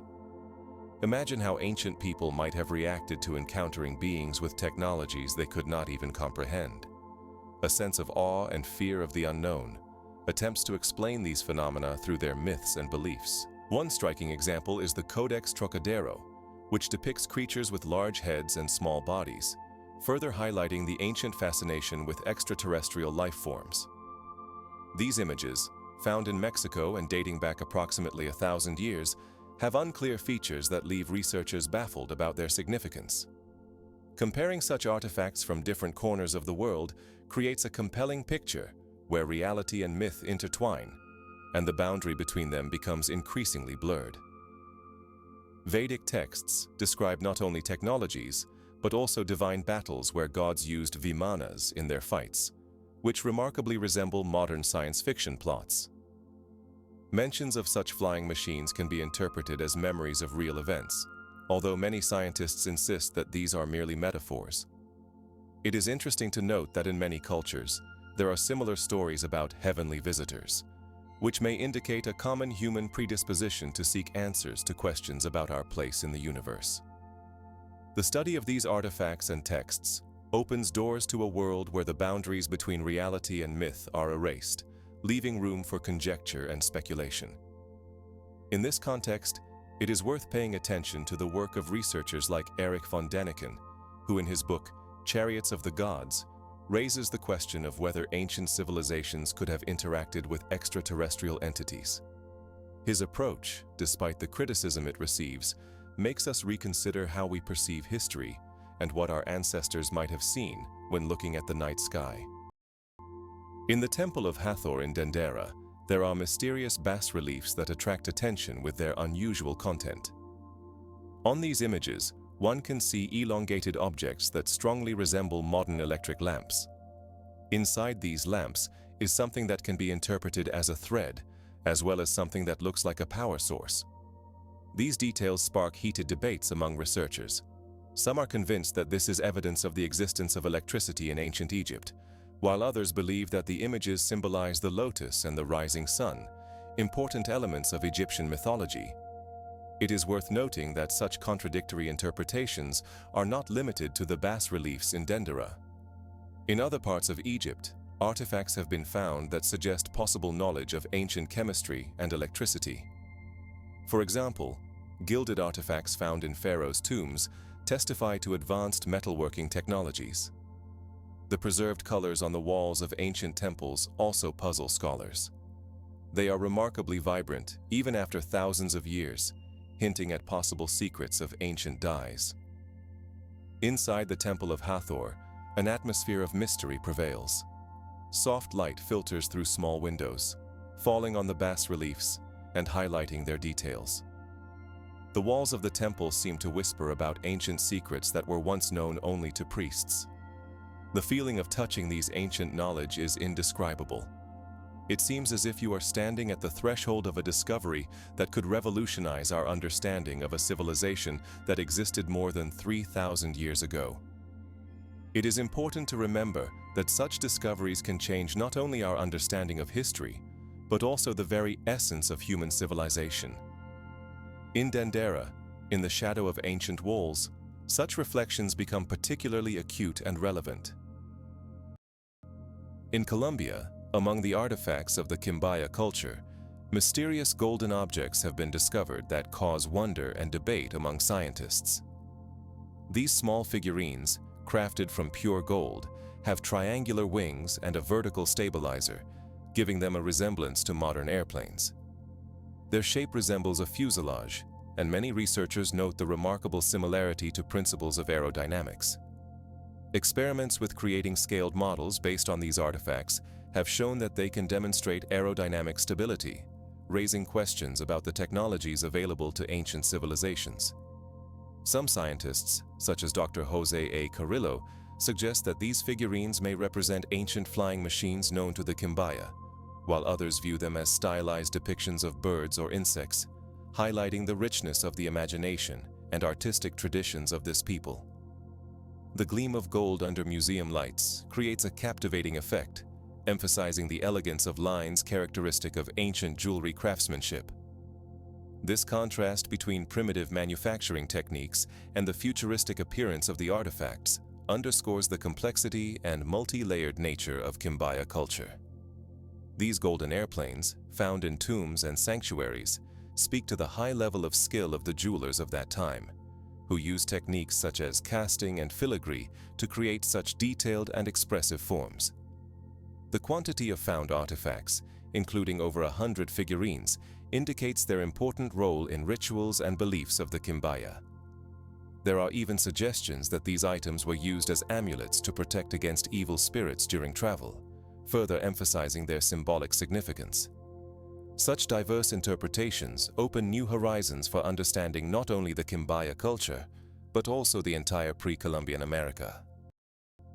Approximately 40,000 years ago, Cro-Magnons, people of modern type, suddenly appeared in Europe, leaving behind remarkable traces of their culture. These primitive artists created cave paintings that are astonishing in their realism and expressiveness, preserved in famous caves like Lascaux and Chauvet in France. In these caves, by the flickering light of primitive lamps made from animal fat, the masters painted deer, bison, and other animals using red and black pigments derived from natural sources.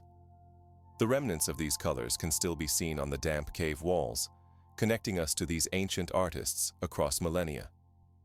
Cro-Magnons not only painted, but also created sculptures, such as the famous Venus of Willendorf, a figurine about 12 centimeters tall that embodies the ideals of beauty and fertility of its time.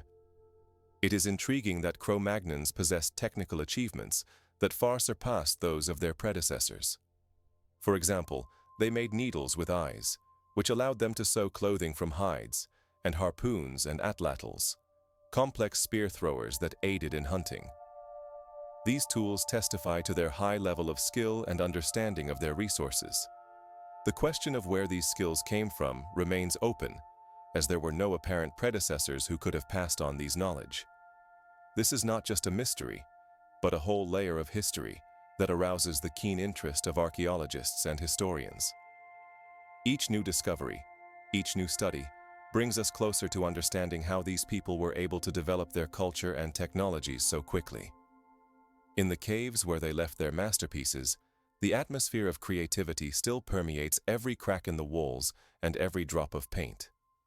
Even after thousands of years, we can only speculate about the thoughts and feelings that moved these people when they created their works of art. Ancient peoples have always sought ways to understand the world around them, and this pursuit led to the creation of remarkable astronomical observatories, such as the Göbekli Circle. This Neolithic structure, located in Germany and dating back to around 4,900 years before our era, consists of concentric circles formed by earthen banks, wooden posts, and palisades. Each entrance in this structure was precisely aligned with the rising and setting of the sun on key days of the year, such as the solstices and equinoxes. Archaeological research has shown that the Göbekli Circle was used for observing celestial phenomena, allowing its builders to synchronize their agricultural cycles with the sun's movement. In that pre-dawn hour, when the first light pierces through the clouds, there is a sense of anticipation as the sun gradually rises between the ancient banks. This silence is broken only by the soft rustling of grass, and the spectators gathered at the observatory feel a deep connection to the cosmic cycles. Structures like Stonehenge in England, where massive stones are also aligned with the solstices, and Newgrange in Ireland, known for its entrance that is illuminated by sunlight on the winter solstice, demonstrate how important it was for ancient people to observe the heavens. Mayan observatories, such as the one in Tikal, also served for astronomical observations, allowing priests to accurately predict solar and lunar cycles. This passion for astronomy and understanding time reflects deeper cultural and religious aspects of ancient societies, where each celestial phenomenon was seen as a sign or message from the gods. The sun disk slowly emerging from the horizon creates a sense not only of physical, but also spiritual connection with the world. And in such moments, ancient observers could feel that they were not just looking at the sky, but becoming part of its endless cycles. The Göbekli Circle and similar structures are not just architectural monuments, but true repositories of knowledge that allowed ancient peoples to navigate time and space. Queen Nefertiti, one of the most enigmatic figures in ancient Egyptian history, left behind a plethora of questions, but no clear answers. Her beauty and influence on the religious life of Egypt were undeniable. Nefertiti, wife of Pharaoh Akhenaten, actively participated in his religious reform, which was focused on the worship of the sun in the form of the god Aten, becoming a symbol of a new era.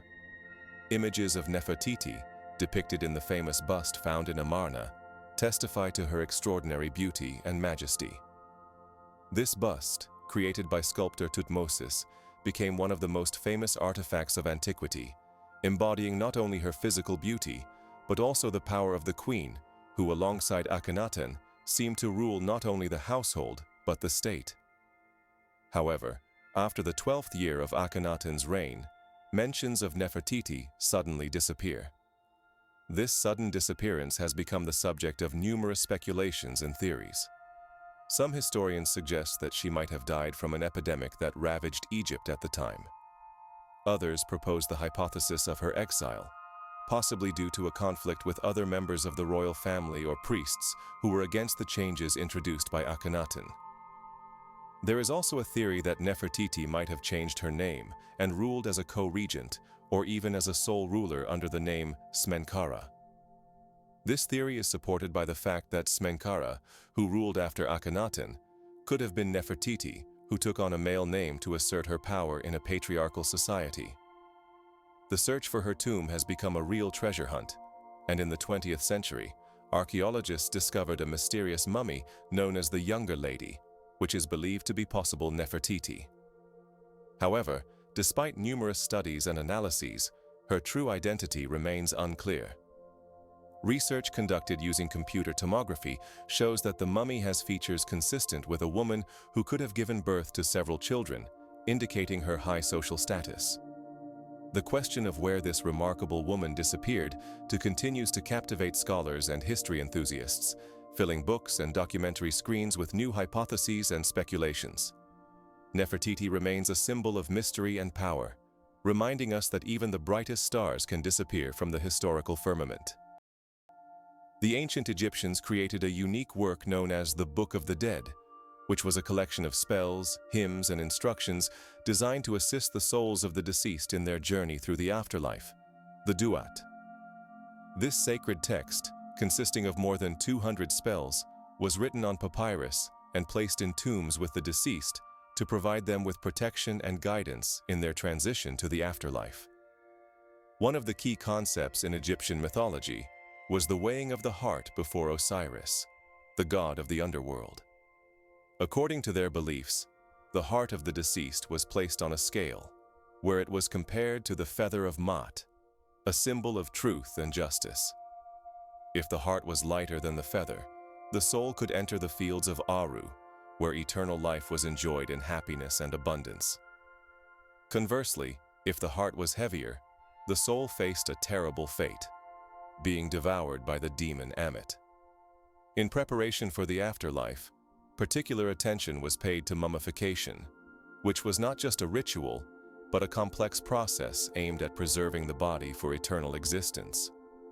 First, the body was treated with natron and dried. Then the internal organs were removed and placed in special containers called canopic jars, symbolizing protection from decay. Next, the body was wrapped in linen bandages and placed in a sarcophagus, which was adorned with vibrant paintings and spells from the Book of the Dead. Tombs were filled with numerous items for life after death, including food, drink, and personal belongings that the soul might need in the afterlife. Funeral rituals were conducted with solemnity. Priests recited spells, flickering torches illuminated the dark burial chambers, and participants believed in the continuation of life after death, giving each detail special significance. For centuries, Egyptian culture preserved these traditions, convinced that spiritual existence continued life, and death was merely a transition to a new reality. The Book of the Dead became a crucial source of knowledge about the afterlife and reflected the deep connection Egyptians had with their religious beliefs. Surviving examples, such as the Book of the Dead of Huena, dating back to around the 13th century BCE, provide insight into how ancient Egyptians perceived not only life but also death, prompting us to consider the depth of their philosophy. For centuries, secret societies have existed on Earth, safeguarding knowledge and skills that were inaccessible to the general public. One of the most renowned is the cult of Mithras, which emerged in the 3rd century BCE in Persian culture and spread throughout the Roman Empire. Mithraism involved complex initiation rituals, consisting of various stages. Initiation into the cult included a rite where followers had to pass through a cave, a symbol of the underworld, where they faced trials. These rituals often took place in mysterious subterranean temples, lit by torches, creating an atmosphere of sacrality and mystery. Cult members took oaths of silence, committing to keep the secrets of the teachings, which heightened their sense of belonging to something great and inaccessible to the majority. Additionally, there was the Pythagorean Union, founded by Pythagoras in the 6th century BCE. Pythagoreans studied not only mathematics, but also philosophy, music, and astronomy, believing that the world could be understood through numbers and harmony. Their teachings included a multi-level system of initiation, where each new level opened access to deeper knowledge. A key element of their practice were secret gatherings, where philosophical ideas were discussed and rituals related to the purification of the soul were conducted. The Eleusinian mysteries, held in Eleusis, were dedicated to the goddess Demeter and her daughter Persephone. These rituals occurred once a year and included processions and complex ceremonies symbolizing the cycle of life and death, as well as rebirth. Initiates who had undergone the rituals gained access to esoteric knowledge about life after death and the mysteries of the universe. In ancient societies, symbolic gestures and passwords were passed down through generations, creating a strong bond between the knowledge of ancestors and the present. This thread of tradition has spanned centuries, linking ancient civilizations with contemporary quests, constantly reminding us that knowledge is power, and only the worthy can grasp it. These secret societies not only preserved knowledge, but also shaped the culture, philosophy, and science of their times, leaving a profound mark on human history. The Eleusinian mysteries, for instance, attracted thousands of participants, including philosophers like Plato, who believed that true knowledge lies beyond ordinary perception. As a result, many of these teachings became the foundation for subsequent religious and philosophical systems, such as Neoplatonism and Christianity.